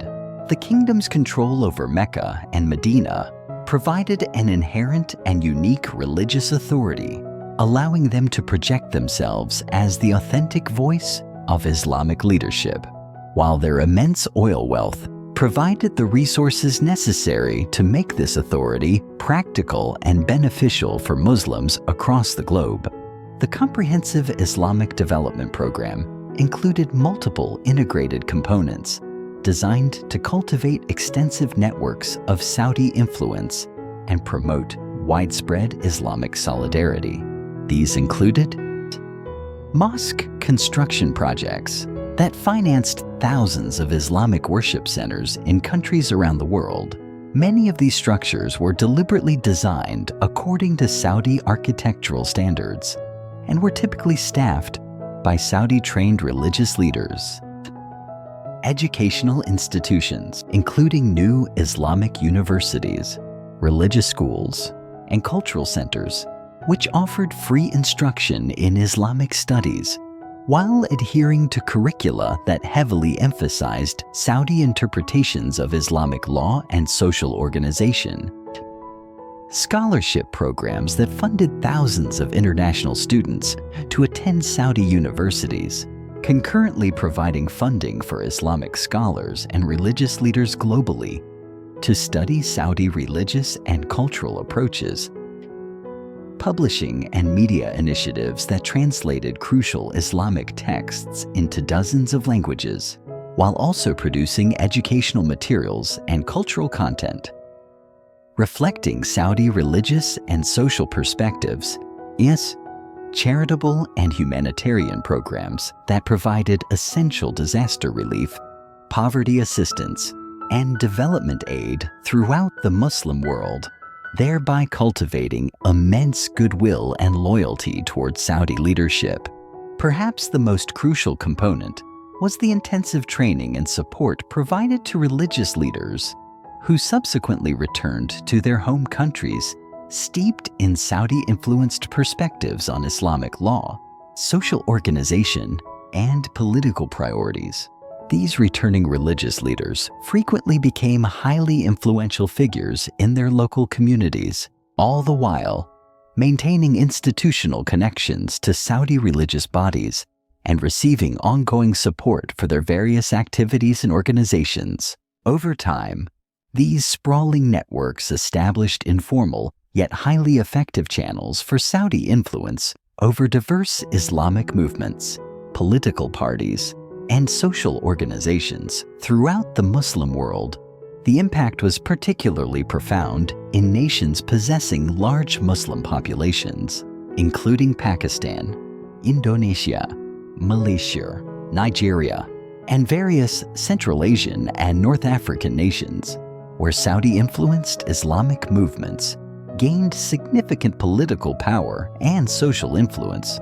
In Pakistan, extensive Saudi support for madrasas and Islamic political parties contributed significantly to the growth of religious conservatism, which subsequently impacted national politics and regional conflicts, including the volatile situation in Afghanistan. In Indonesia, Saudi-funded Islamic institutions and scholarship programs helped solidify traditional Islamic identity, while establishing constituencies that actively supported Saudi positions on international Islamic issues. In Malaysia, Saudi investment and religious cooperation enhanced crucial bilateral relationships, while supporting Islamic development programs that served both Malaysian and Saudi interests in regional affairs. Nevertheless, the ambitious global Islamic influence campaign also generated serious challenges and unintended consequences that complicated Saudi foreign relations and domestic politics. Saudi-backed religious movements occasionally developed independent political agendas that conflicted with official Saudi foreign policy priorities or created severe problems for foreign governments that Saudi Arabia needed to maintain relationships with for strategic or economic reasons. Tragically, some Saudi-influenced Islamic organizations became associated with extremist activities or outright terrorist groups, threatening international security while severely damaging Saudi Arabia's reputation and crucial relationships with Western allies. Moreover, the heavy emphasis on conservative Islamic social policies sometimes created friction with modernization and development objectives in recipient countries. simultaneously causing tensions related to women's rights and minority populations.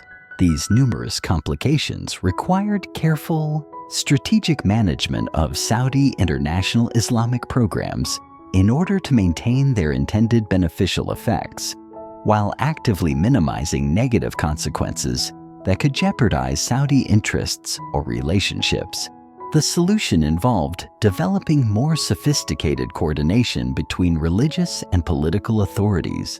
This new coordination aimed to direct Islamic influence activities towards serving broader Saudi strategic objectives, while meticulously preserving their religious authenticity and social effectiveness. This necessitated training Saudi religious officials in areas like international relations and political analysis, while also educating Saudi diplomatic personnel in Islamic theology and cultural issues that deeply affected their ability to operate effectively with Muslim constituencies worldwide. The deliberate integration of theological and political approaches proved especially advantageous in Saudi Arabia's relationships with Muslim-majority nations, where religious legitimacy and cultural authenticity were indispensable prerequisites for achieving successful diplomatic and economic cooperation. However, Saudi global influence quickly expanded beyond traditional Islamic networks to embrace economic and technological initiatives that cultivated secular constituencies supporting Saudi interests in international affairs. The Saudi Arabian oil company, Saudi Aramco, rapidly grew into one of the world's largest and most technologically advanced corporations by forging enduring partnerships with international energy companies. Aramco successfully created powerful business and political constituencies that advocated for Saudi interests within their respective home countries. Furthermore, strategic Saudi investment executed through sovereign wealth funds established critical economic relationships with major international corporations and governments across the globe, simultaneously granting Saudi Arabia significant leverage over international financial markets and prevailing business conditions. Educational and cultural exchange programs further bolstered this soft power, drawing thousands of international students and professionals to the kingdom. These efforts successfully cultivated extensive networks of individuals with deep personal knowledge of the country and established relationships that significantly enhanced Saudi influence. These multiple, reinforcing dimensions of Saudi influence created a complex global network of relationships and mutual interests, providing the kingdom with diverse channels for exercising international leverage and protecting its national interests. As the kingdom opened its doors to entertainment, it created a bizarre paradox where ancient traditions collided with modern excess. While DJ Mohammed performs electronic sets in Jeddah, and female bikers like Road Captain Noor lead Harley-Davidson convoys, the nation still guards its tribal soul.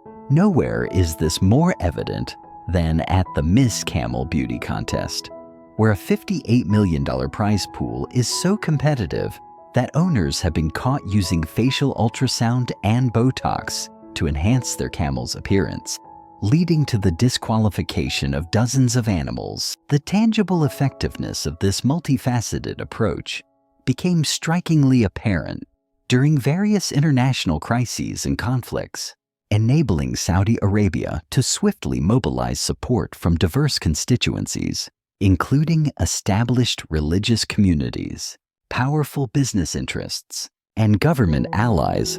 For instance, during the 1990-1991 Gulf War, Saudi Arabia skillfully leveraged its religious authority and international relationships to secure Islamic legitimacy for allowing Western military forces to operate from Saudi territory against Iraq. In the post-9/11 period, Saudi cooperation with American counterterrorism efforts was greatly facilitated by its widespread influence over key Islamic movements and organizations, which proved capable of providing crucial intelligence and operational support. Similarly, during recent regional conflicts spanning Syria, Yemen, and Libya, the Saudi capacity to mobilize decisive support from Sunni Muslim communities and allied governments furnished them with operational capabilities that often exceeded their direct military resources. However, maintaining and proactively expanding global influence requires continuous strategic investment and innovation, particularly while adapting to rapidly changing international conditions and addressing new challenges and opportunities. The simultaneous rise of alternative Islamic leadership voices from Iran, Turkey, and other regional powers generates competitive pressure that necessitates enhanced Saudi efforts to secure and maintain its position as the preeminent voice in Islamic affairs. Moreover, generational shifts within Muslim societies are creating new expectations and cultural preferences that may not align perfectly with traditional Saudi religious and cultural approaches. This demands careful adaptation, modernizing while diligently preserving essential Saudi interests and core values. Technological changes, especially the proliferation of social media and digital communication, create unprecedented opportunities for influence, but also introduce new vulnerabilities to criticism and competitive messaging from opposing ideological forces. The core Saudi response to these systemic challenges has been the expansion and comprehensive modernization of its global influence programs, all while diligently maintaining the essential religious and cultural foundations that afford the kingdom unique advantages in Islamic affairs.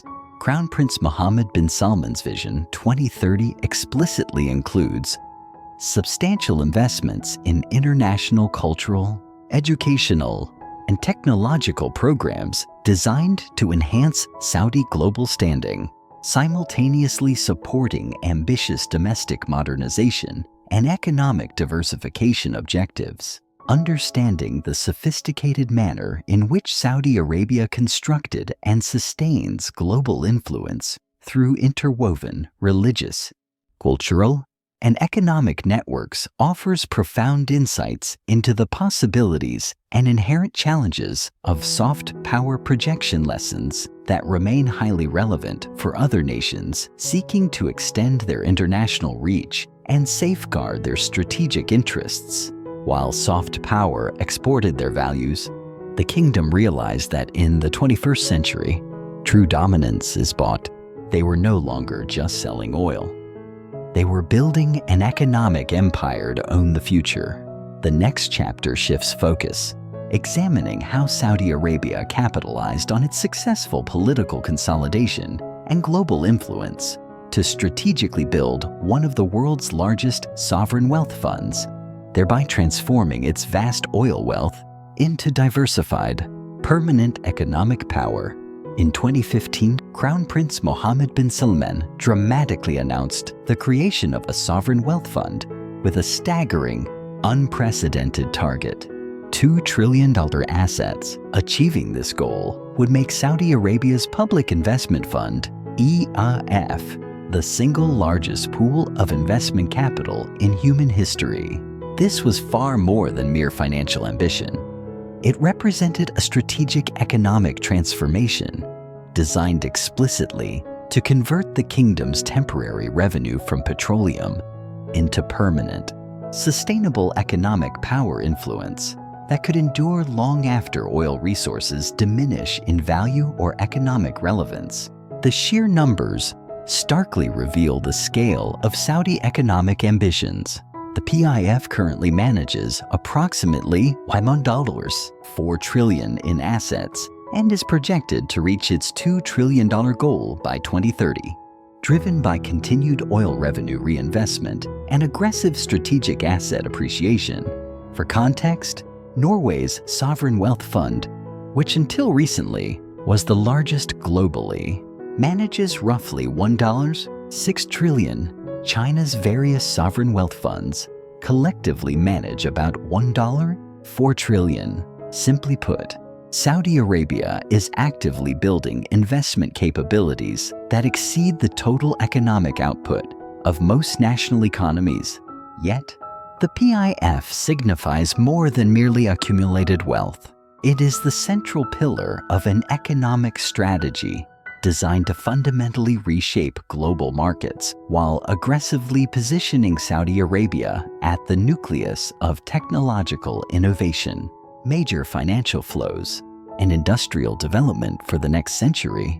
Understanding how this emerging economic empire developed requires a close examination of the evolution of Saudi financial strategy, moving from simple oil revenue management to highly sophisticated global investment and domestic economic development initiatives.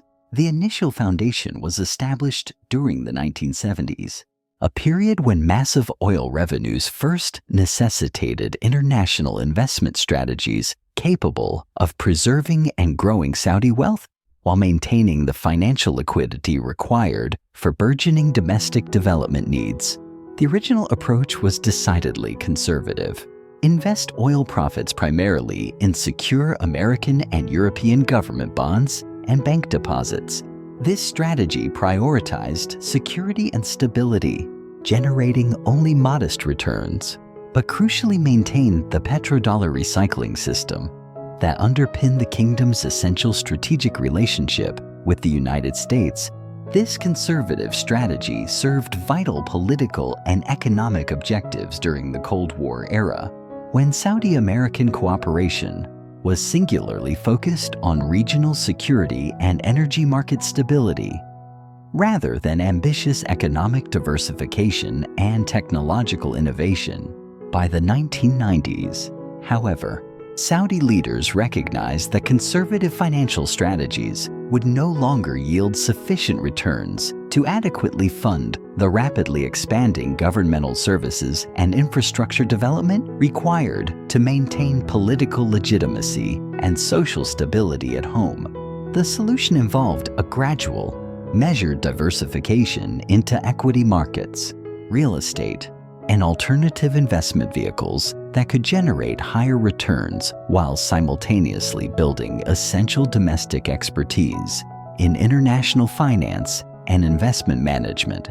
The Saudi Arabian Monetary Authority, Sauds, developed sophisticated internal investment capabilities, although it maintained conservative risk management approaches that protected the kingdom's essential financial resources while permitting responsible participation in global economic growth. The real transformation began in the 2000s under Crown Prince Abdullah's leadership, as the kingdom confronted new pressures, including rapid population growth, high youth unemployment, and the recognition that oil revenues alone could not sustain long-term economic development for future generations.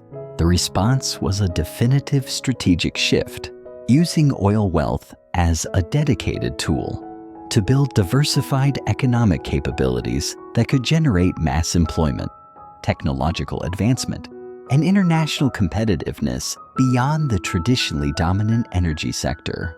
This shift accelerated dramatically under Crown Prince Mohammed bin Salman's leadership. As a centerpiece of Vision 2030, the objective is to transform Saudi Arabia from an oil-dependent economy into a diversified global powerhouse capable of competing fiercely in 21st century industries, including technology, finance, tourism, and entertainment. The Public Investment Fund became the primary financial vehicle for implementing this comprehensive transformation, executing massive investments in both domestic development projects and strategic international acquisitions that actively position Saudi Arabia at the forefront of emerging industries and critical technologies. Domestic investments include NEOM, the planned $500 billion futuristic Megacity project, which aims to become a global center for technology, high-level research, and sustainable development. NEOM serves as a bold demonstration of Saudi capabilities in advanced urban planning and environmental innovation, The Red Sea Project is a parallel $28 billion luxury tourism development designed to solidify Saudi Arabia's reputation as a premium global destination, while simultaneously creating new employment opportunities and service industry capabilities essential for economic diversification.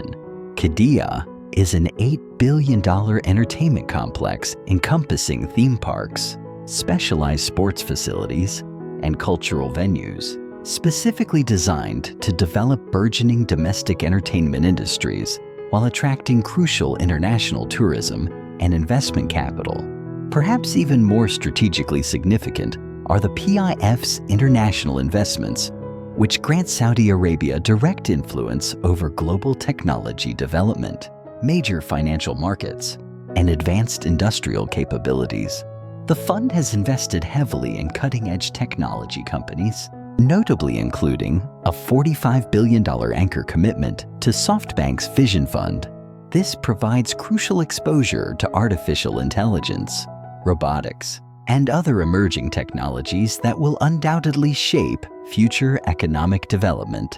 Major stakes in disruptive companies such as Tesla, Uber, and Lucid Motors position Saudi Arabia at the center of transportation innovation, while strategically supporting its domestic automotive industry development goals. Investments in gaming companies, entertainment platforms, and media organizations provide vital access to global cultural industries and international markets, simultaneously supporting Saudi efforts to rapidly develop its own domestic entertainment and media capabilities.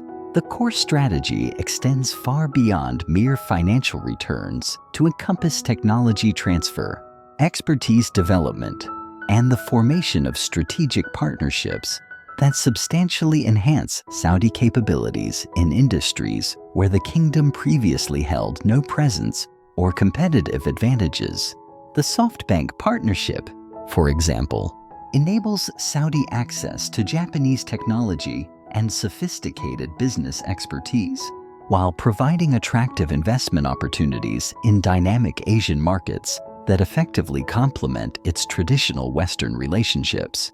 Chinese technology investments create essential relationships with the world's second-largest economy, offering exposure to advanced manufacturing capabilities and vast market opportunities that are crucial to Saudi diversification objectives. European partnerships in renewable energy, healthcare, and advanced manufacturing provide access to specialized technologies and expertise that support domestic development, while creating business relationships that strongly enhance Saudi international influence. Nevertheless, the PIF's aggressive investment strategy also inherently creates new challenges and significant vulnerabilities that require sophisticated management and strategic planning to maintain their effectiveness and comprehensively protect Saudi interests.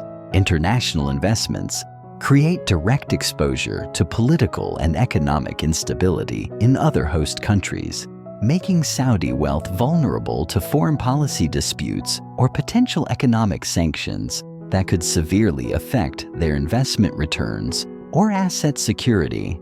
Technology investments necessitate operating within rapidly changing markets and highly competitive conditions, requiring levels of expertise and management capabilities that differ substantially from traditional oil industry experience and governmental administrative skills. Furthermore, financial market exposure creates vulnerabilities to fluctuating global economic conditions and investment cycles, which could ultimately impact Saudi domestic development plans and political stability.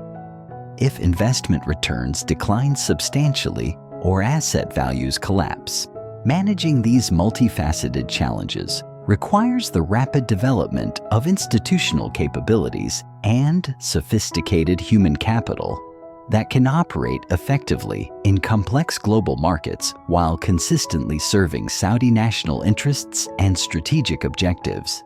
The PIF has proactively recruited top-tier international investment professionals and established global offices that provide necessary expertise and market access, all while maintaining strict Saudi control and strategic direction over core investment decisions and portfolio management.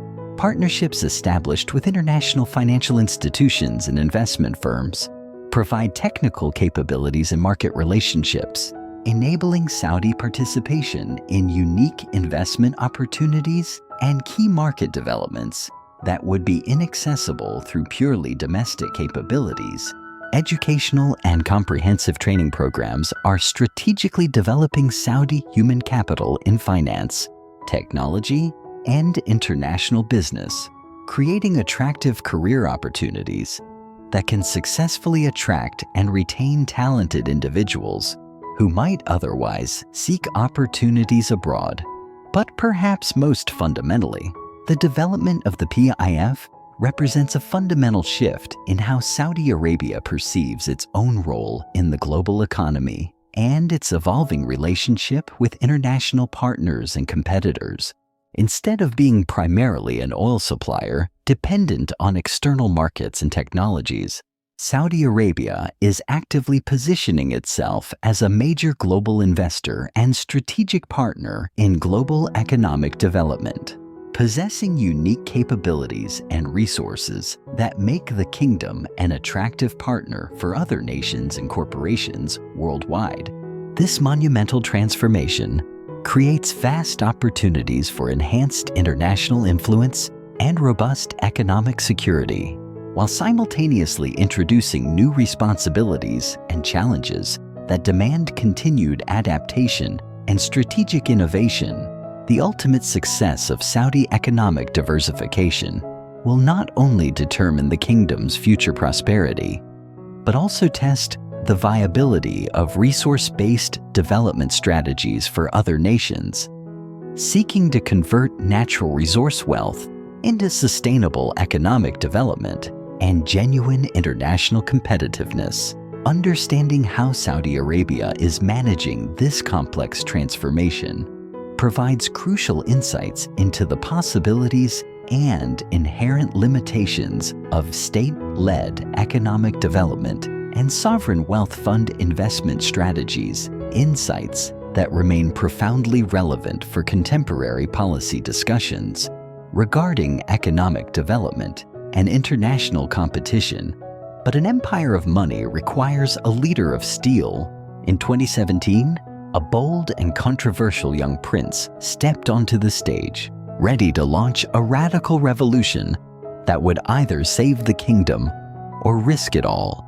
The next chapter examines the methodology Crown Prince Mohammed bin Salman is utilizing to implement Vision 2030 and radically transform Saudi society, all while carefully maintaining political stability and vital international partnerships.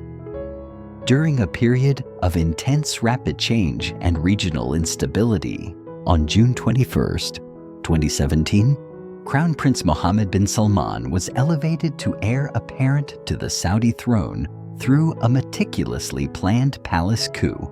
The operation was so seamless and carefully orchestrated that much of the world failed to realize the dramatic shift had occurred until it was already complete in a single decisive day. King Salman removed Crown Prince Mohammed bin Naif from the succession line and elevated his own son, consolidating power in the hands of the then 31-year-old prince. This move presented a fundamental dilemma. The prince's transformative vision for Saudi Arabia's future would either lead to the profound modernization of the kingdom or risk its destruction. This was not merely a family succession dispute. It marked the explosive beginning of the most dramatic transformation in Saudi Arabia's modern history, a complete restructuring of the kingdom's economy, society, and international relationships, engineered to adapt absolute monarchy to 21st century realities without compromising the essential features that had underpinned Saudi success for over 2 centuries. Mohammed bin Salman, commonly known as MBS, grasped that Saudi Arabia faced an existential challenge: the kingdom's reliance on oil, its conservative social system, and its traditional governance structures were becoming fundamentally unsustainable in a world increasingly defined by renewable energy sources, intense global connectivity, and large youth populations demanding vastly different opportunities and lifestyles. His radical solution was Vision 2030, an intensely ambitious blueprint to transform Saudi Arabia from an oil-dependent monarchy into a diversified global economy, while simultaneously liberalizing society and modernizing governance structures without relinquishing royal authority or fundamentally altering the Islamic identity. However, implementing a transformation of this magnitude required overcoming deeply entrenched interests and traditional constituencies whose cooperation had historically been essential for Saudi political stability, but who might vehemently resist changes that threatened their authority, economic advantages, or cultural preferences. MBS's approach was characteristically direct and uncompromising. Instead of pursuing slow, gradual reform that could easily be blocked or neutralized by conservative opposition, he implemented rapid, top-down changes via royal decree. He simultaneously employed his absolute control over security services and massive economic resources to neutralize resistance and ensure widespread compliance. The most visible shifts involved sweeping social liberalization that reversed decades of conservative restrictions, dramatically transforming daily life for millions of Saudis, especially women and young people. Women gained the legal right to drive, to attend public sporting events, to travel abroad without explicit male guardian permissions, and to participate in various public activities that had been strictly prohibited since the kingdom's founding. Entertainment restrictions were systematically lifted, enabling large-scale concerts, cinema houses, cultural festivals, and events that attracted international performers and created entirely new domestic industries.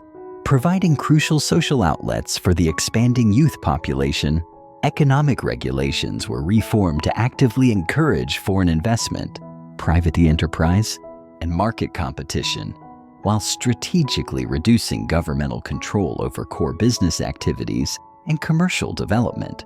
Yet, these social reforms were balanced by a simultaneous increase in political control and preemptive security measures designed to eliminate potential opposition and consolidate MBS's authority over all aspects of governance and policy implementation.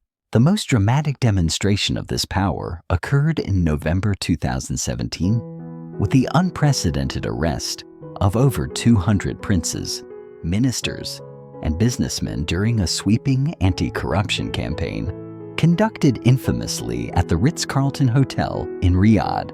The operation resulted in the seizure of assets valued at over $100 billion. This single operation effectively neutralized potential rivals to MBS's authority, while unequivocally demonstrating his willingness to use extraordinary measures to implement his reform agenda and maintain absolute control over the transformative process. Similar decisive measures were subsequently taken against influential religious conservatives, powerful tribal leaders, and other traditional constituencies whose opposition threatened the reform program or dared to challenge the royal authority. The true heart of MBS's transformative agenda lies in aggressive economic diversification. This strategy is designed to drastically lessen Saudi Arabia's reliance on oil revenue by cultivating robust, competitive capabilities in forward-looking 21st century sectors such as technology, tourism, and entertainment. The NEOM project serves as the most spectacular and ambitious manifestation of this goal. Envisioned as a $500 billion futuristic mega-city, NEOM will span 10 square miles along the strategic Red Sea coast, is meant to be a showcase for global innovation, integrating cutting-edge technologies like artificial intelligence, robotics, and advanced sustainable development methods and renewable energy infrastructure. Crucially, NEOM is slated to operate under a unique regulatory framework, separate from the laws governing the rest of Saudi Arabia. This allowance for greater social and economic freedoms is intended to attract international residents, businesses, and foreign investors, simultaneously demonstrating the kingdom's proficiency in advanced urban planning and technological deployment. The project includes The Line, a planned 170-kilometer linear city designed to house 1 million residents in a totally car-free, zero-emission environment, reliant entirely on renewable energy and incorporating sophisticated technologies for communication, transportation, and daily living. But NEOM is not just a dream of robots and neon lights. For those who lived on its land for generations, it became a battleground. The $500 billion project has faced fierce resistance from the Al Huwaitat tribe, who were forcibly evicted to make way for The Line. Tragic reports surfaced of members being killed or sentenced to decades in prison for refusing to leave their ancestral homes, casting a shadow over the zero-carbon utopia. Furthermore, as of 2025, the ambitious 170-kilometer city has been scaled back, with only 4 kilometers expected to be completed by 2030. However, NEOM also perfectly encapsulates the daunting challenges and inherent uncertainties embedded within Crown Prince Mohammed bin Salman's transformation strategy. Its execution demands enormous financial outlay, specialized international expertise, and technological readiness that might not be readily available or economically feasible within the aggressive proposed timelines. More fundamentally, NEOM's ultimate success hinges on its ability to draw top-tier international talent and investment into a region that, despite recent liberalization efforts, maintains its essential identity as a politically authoritarian and socially conservative state. The Wider Vision 2030 program confronts similar, profound challenges, attempting to balance ambitious modernization objectives against the imperative of political stability and cultural preservation factors that have been foundational to Saudi success throughout its history. This economic diversification requires developing institutional frameworks, technological capabilities, and specialized human capital robust enough to compete effectively in complex global markets, all while maintaining the political legitimacy and social cohesion necessary for stable governance. Furthermore, securing international investment and forging major partnerships necessitates adapting to global standards of accountability, transparency, and governance, yet without sacrificing royal authority or the traditional decision-making processes that guarantee policy continuity and political stability. Social liberalization, meanwhile, generates expectations for expanded freedoms and ongoing reform, which must be carefully managed to sustain the religious legitimacy and cultural authenticity that underpin social order and political authority. Navigating these conflicting pressures demands exceptional political acumen and strategic adaptability, the capacity to pivot based on changing circumstances while steadfastly upholding core Saudi interests and capabilities. MBS's characteristic approach has been one of rapid, comprehensive implementation of reforms, underpinned by strengthened political control and strategic international partnerships used to overcome resistance and ensure successful execution. This strategy has already yielded remarkable tangible results in economic development, profound social change, and enhanced international recognition. These achievements underscore Saudi Arabia's capacity for rapid modernization and adaptation, all while preserving strategic relationships and political stability. Foreign direct investment (FDI) has seen substantial increases as international corporations and financial institutions recognize the new opportunities created by significant economic restructuring and social opening. The tourism sector has accelerated dramatically, spurred by major infrastructure investments and cultural initiatives aimed at establishing Saudi Arabia as a competitive international visitor destination, simultaneously creating service industry development and local employment opportunities.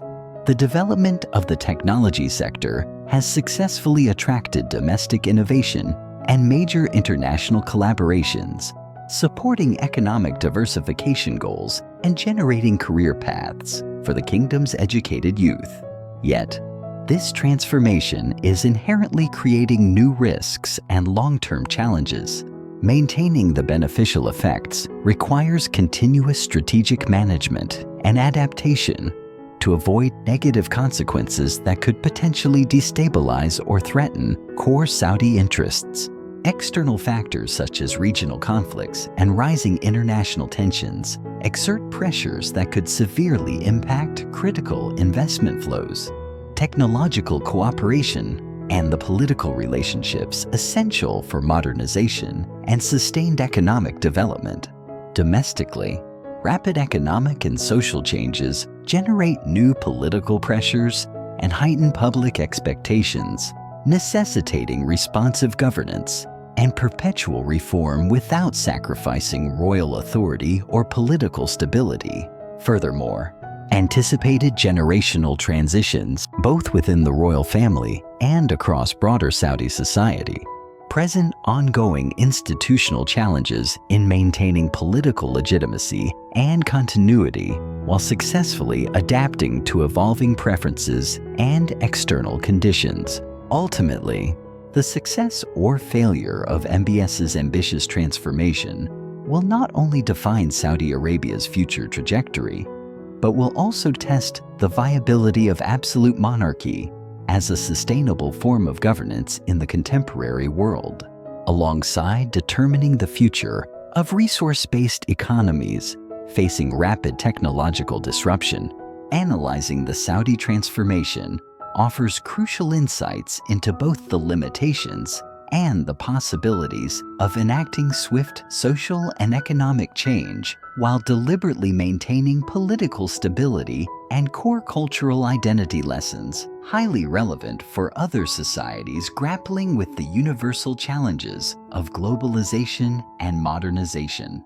The narrative now shifts to examine the specific opportunities and deep-seated challenges Saudi Arabia must overcome as it attempts to finalize this transformation, preserving its critical strategic relationships and adapting to the rapidly shifting global conditions that continuously impact its interests and capabilities. As the year 2030 looms on the horizon, the House of Saud stands at its most critical crossroads. Is this the beginning of a new golden age, or the final act of the world's most powerful monarchy? As Saudi Arabia rapidly approaches 2030, the kingdom finds itself at a pivotal crossroads. The decisions made now will determine whether the Al Saud family's nearly 3-century reign can successfully adapt to the modern international system, or whether it will become another historical footnote, an example of traditional authority, unable to withstand the pressures of technological and social change. The sheer scope and complexity of the challenges confronting Crown Prince Mohammed bin Salman and the Saudi kingdom are unprecedented. Unlike preceding generations of Saudi leadership, who managed incremental changes within relatively stable global frameworks, MBS is tasked with steering a rapid, aggressive national transformation amid a period defined by international upheaval, technological disruption, and profound generational shifts that touch every facet of governance and society. The first and foremost major challenge is economic, successfully achieving diversification away from crippling oil dependence while simultaneously safeguarding the governmental revenues and robust employment opportunities that are vital for ensuring political stability and sustaining social cohesion. Vision 2030 sets remarkably ambitious targets, including slashing oil's contribution to GDP from 50% down to just 15%, generating 6 million new private sector jobs, and boosting non-oil government revenues from 43 billion to 1 trillion Saudi riyals by the year 2030. Achieving these objectives, however, requires the development of competitive core capabilities in emerging industries, where Saudi Arabia currently possesses few natural advantages or little operational experience. This means actively competing against well-established global economies that benefit from superior human capital, robust technological infrastructure, and deep international market relationships. Mega developments like NEOM and other massive projects represent significant, high-stakes bets that Saudi financial resources can strategically manufacture competitive advantages in these new industries through enormous-scale investment and vital international partnerships. Yet, similar strategies have historically faltered in other resource-rich nations, where grand development projects devolved into expensive monuments to governmental ambition, rather than sustainable engines of employment and economic growth.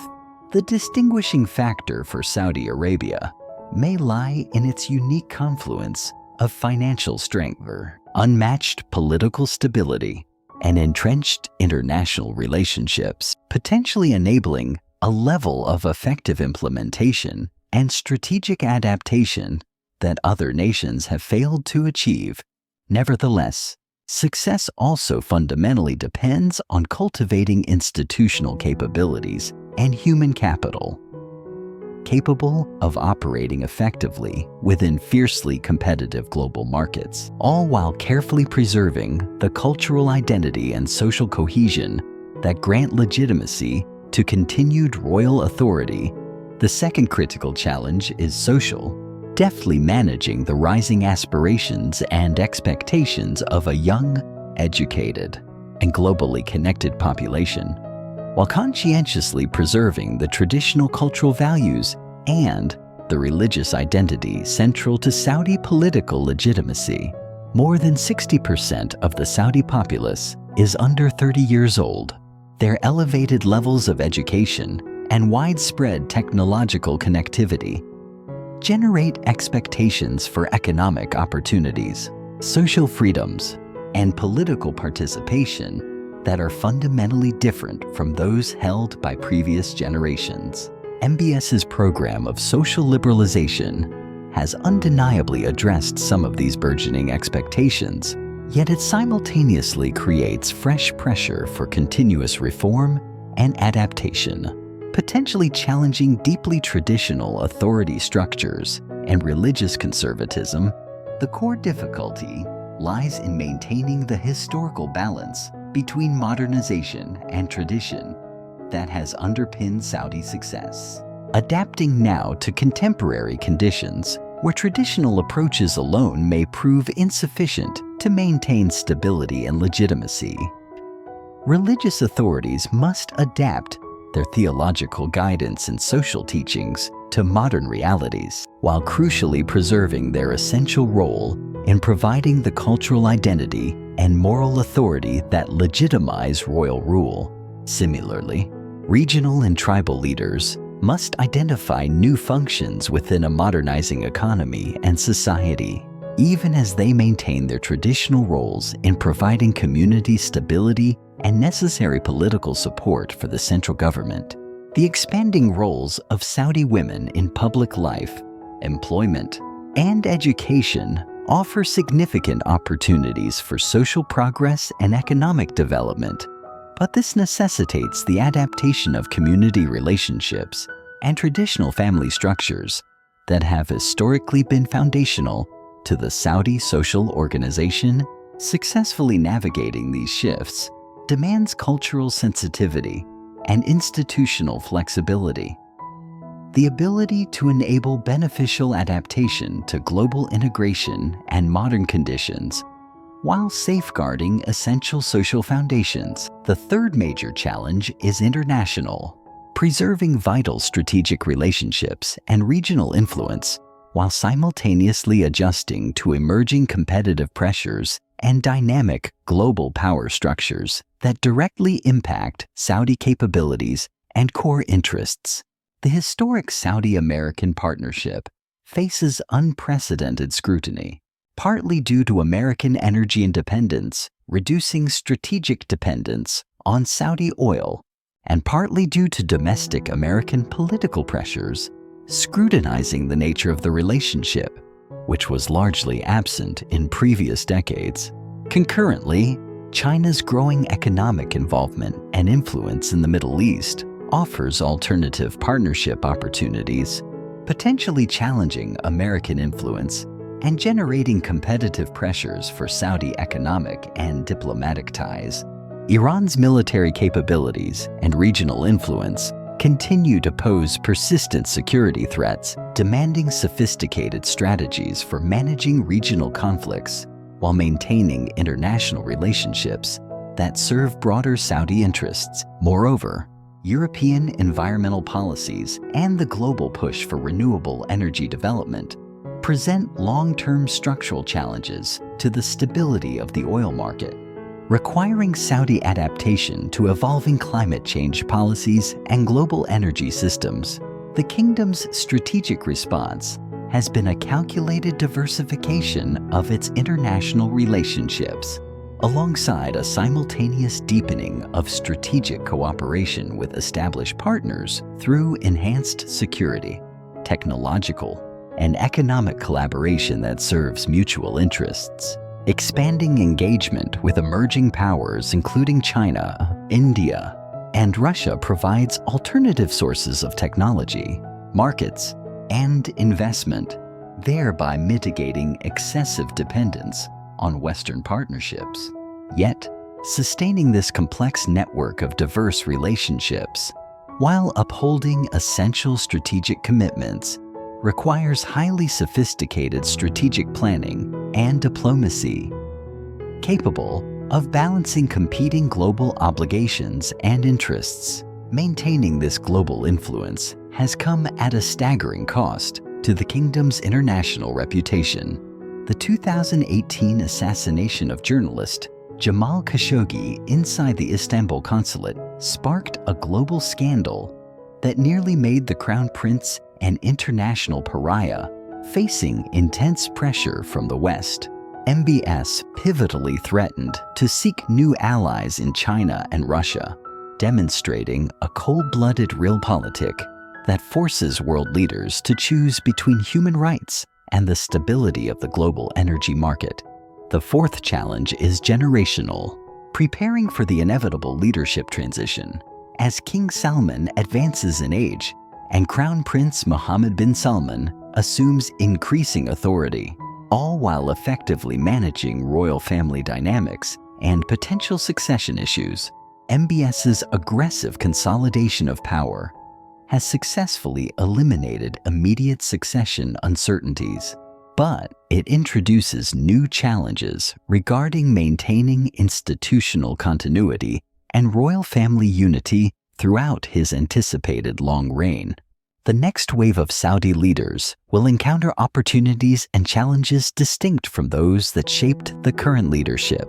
This necessitates the development of new educational and developmental approaches that adequately prepare them for governance within a rapidly modernizing kingdom and an unstable international environment.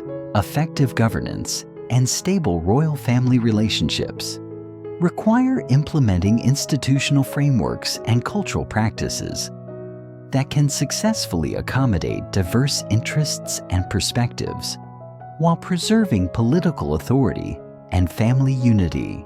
However, the greatest long-term challenge remains the viability and legitimacy of absolute monarchy itself in a global system, where economic development, technological innovation, and democratic governance increasingly demand participation, accountability, and transparency, values that may inherently conflict with traditional royal authority. The Saudi experiment, modernizing an absolute monarchy while consciously preserving its essential political and cultural characteristics, represents one of the most critical ongoing tests regarding whether traditional authority structures can successfully integrate into contemporary global systems. Success would compellingly demonstrate that effective governance does not inherently require democratic institutions if an alternative system can reliably deliver security, prosperity, and social development while retaining legitimacy and robust adaptation capabilities. Conversely, failure would suggest that political democratization is an inevitable consequence of modernization, and that resource-based wealth cannot ultimately substitute for social participation and institutional legitimacy in sustaining political authority. The ultimate outcome will profoundly influence not only Saudi Arabia's future, but also global discussions concerning governance, development, and the essential relationship between political systems and modernization across the developing world. The Saudi story over the coming decade will serve as a crucial test of whether strategic planning, political will, and vast financial resources can overcome the pervasive historical pattern where traditional monarchies either decline through resistance to modernization or lose their essential authority and character by embracing change too rapidly. Crown Prince Mohammed bin Salman's vision 2030 represents an audacious effort to transcend this historical dilemma. Through comprehensive national transformation designed to preserve royal authority while rigorously adapting to modern demands for international integration, social development, and economic competitiveness.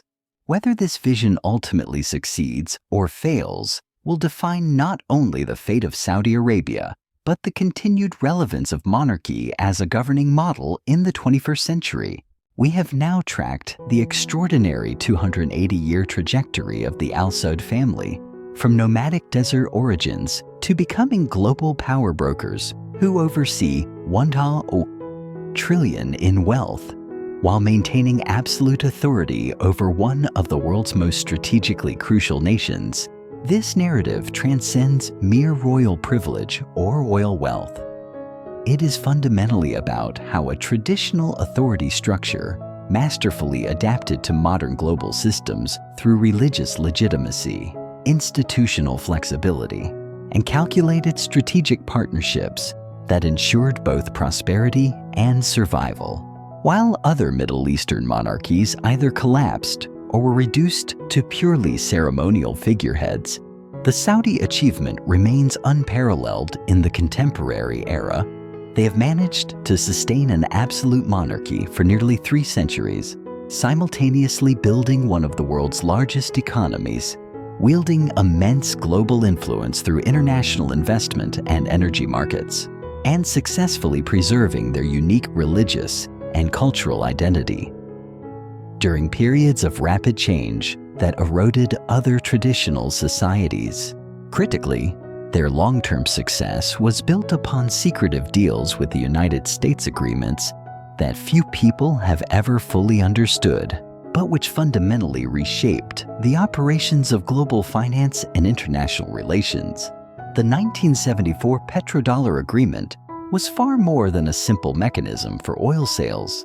It established the financial architecture that continues to support American global dominance, while granting Saudi Arabia leverage over international economics that extends far beyond the volume of its petroleum production.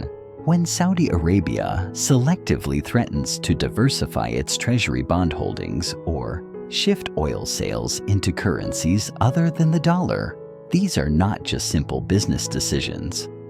They possess the potential to trigger changes that could profoundly reshape the global economy and directly challenge the foundations of American financial hegemony. This extraordinary geopolitical leverage was carefully cultivated through strategic thinking and careful relationship management, recognizing how resource wealth could be strategically converted into enduring economic power and political influence, which persists despite evolving market conditions or technological advancements. The kingdom's massive $144 trillion sovereign wealth fund represents far more than just accumulated oil profits. It is a calculated strategic transformation designed to safeguard and maintain Saudi influence long after petroleum becomes economically less relevant or politically unimportant. Through ambitious investments in futuristic development projects, entertainment platforms, and leading technology companies, Saudi Arabia is consciously positioning itself at the very center of 21st century economic development, yet simultaneously preserving the traditional authority and cultural identity that provide continuing legitimacy for royal rule.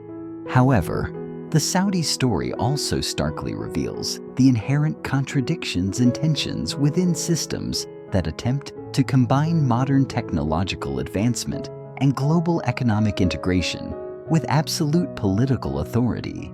Crown Prince Mohammed bin Salman's Vision 2030 represents an audacious effort to modernize Saudi society while maintaining absolute royal control.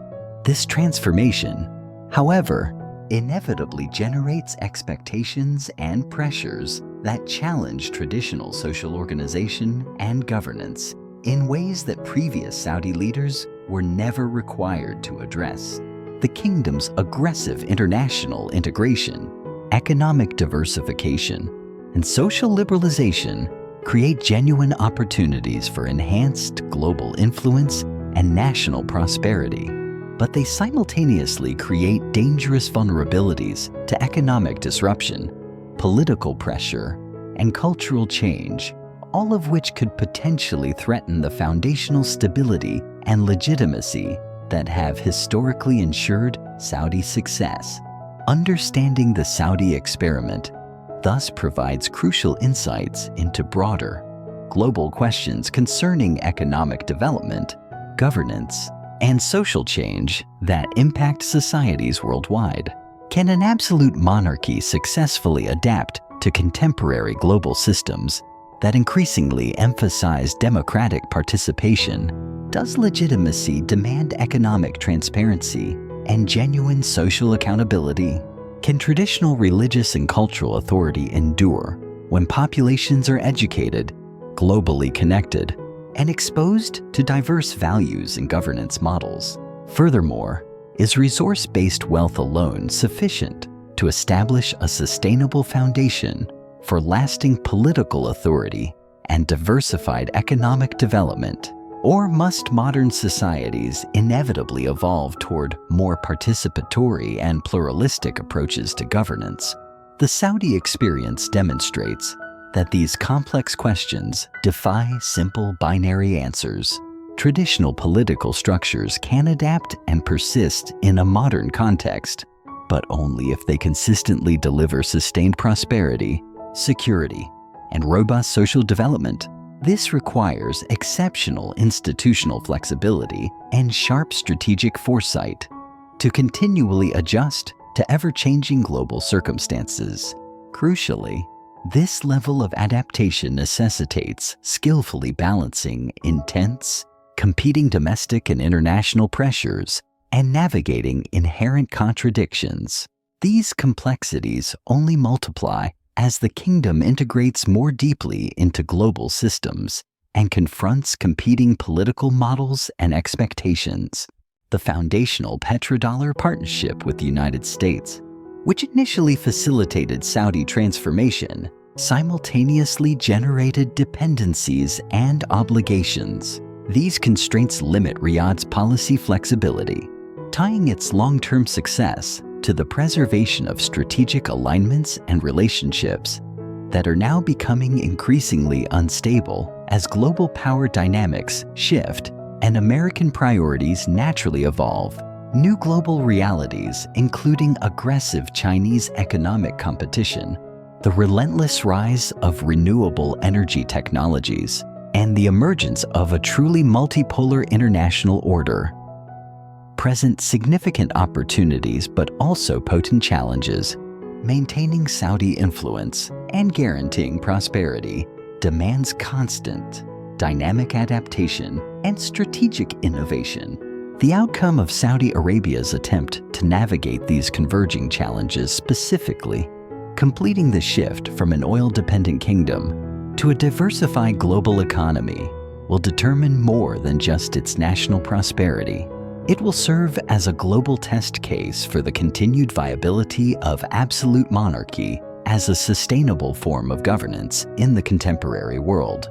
Crown Prince Mohammed bin Salman's ambitious modernization program, Vision 2030, is therefore poised to offer crucial, real-world evidence concerning the possibilities and limitations inherent in pursuing rapid social and economic transformation while simultaneously attempting to preserve deeply rooted traditional political authority and cultural identity. But perhaps the most profound lesson offered by the Saudi narrative is its demonstration of how dedicated strategic thinking, unparalleled institutional flexibility, and masterful partnership management can empower smaller nations to project global influence and secure political independence, even amid international systems overwhelmingly constrained and dominated by major powers. The House of Saud's skill in leveraging its strategic geographic position, vast natural resources, and respected cultural authority to build enduring political power and economic influence offers relevant guidance for other developing nations, striving to enhance their sovereignty and prosperity within fiercely competitive global environments. Their governing approach, which skillfully merges traditional legitimacy with modern technological capabilities, religious identity with cutting-edge technological advancement, and absolute authority with indispensable strategic partnerships, presents a distinctive alternative model, standing apart from purely democratic or solely authoritarian paths to governance and development. The long-term sustainability and ultimate benefit of this hybrid model, however, hinges entirely on continued adaptation and rigorous strategic innovation. This must successfully reconcile the competing demands of upholding tradition while vigorously embracing change, preserving national independence while engaging deeply and globally, and, critically, serving elite interests while ensuring the delivery of broad-based prosperity and measurable social development. The immediate next chapter of the Saudi saga will unfold over the coming decade as Vision 2030 reaches full implementation and Crown Prince Mohammed bin Salman solidifies his comprehensive authority over the kingdom's trajectory and development. Yet, the deep foundations supporting this future were laid over 280 years of sophisticated strategic planning and institutional evolution, a process that successfully transformed localized tribal authority into robust modern state power, while meticulously preserving the essential characteristics that guarantee legitimacy and generational continuity amidst periods of dramatic upheaval. To understand how the House of Saud successfully forged its kingdom, particularly through its enduring agreements with America, is to grasp not merely the history of Saudi Arabia, it is to reveal the concealed mechanisms through which global power truly operates and how traditional societies can meet modern challenges without sacrificing their core identity and fundamental authority. The approximately $1.44 trillion kingdom they have constructed stands as one of the most remarkable success stories in modern political and economic development, but also one of the world's most complex and arduous experiments in balancing tradition and modernity. an experiment that persistently evolves and adapts to shifting global conditions. The ultimate fate of this experiment's success or failure will inevitably influence global discussions on governance, development, and cultural preservation. It impacts societies worldwide as they, too, grapple with the parallel struggles of maintaining essential identity and authority while submitting to global integration and technological transformation. We must continue questioning how power genuinely operates, whether economic, political, or technological. The Saudi story serves as a potent reminder that understanding deeply rooted historical partnerships and institutional dynamics is indispensable for accurately evaluating contemporary claims about control and influence within our increasingly complicated global system. Until next time, stay curious and remain engaged with the intricate institutional realities that ultimately determine whether economic innovation broadly serves societal prosperity or, instead, dangerously concentrates power in ways that undermine democratic governance and social welfare.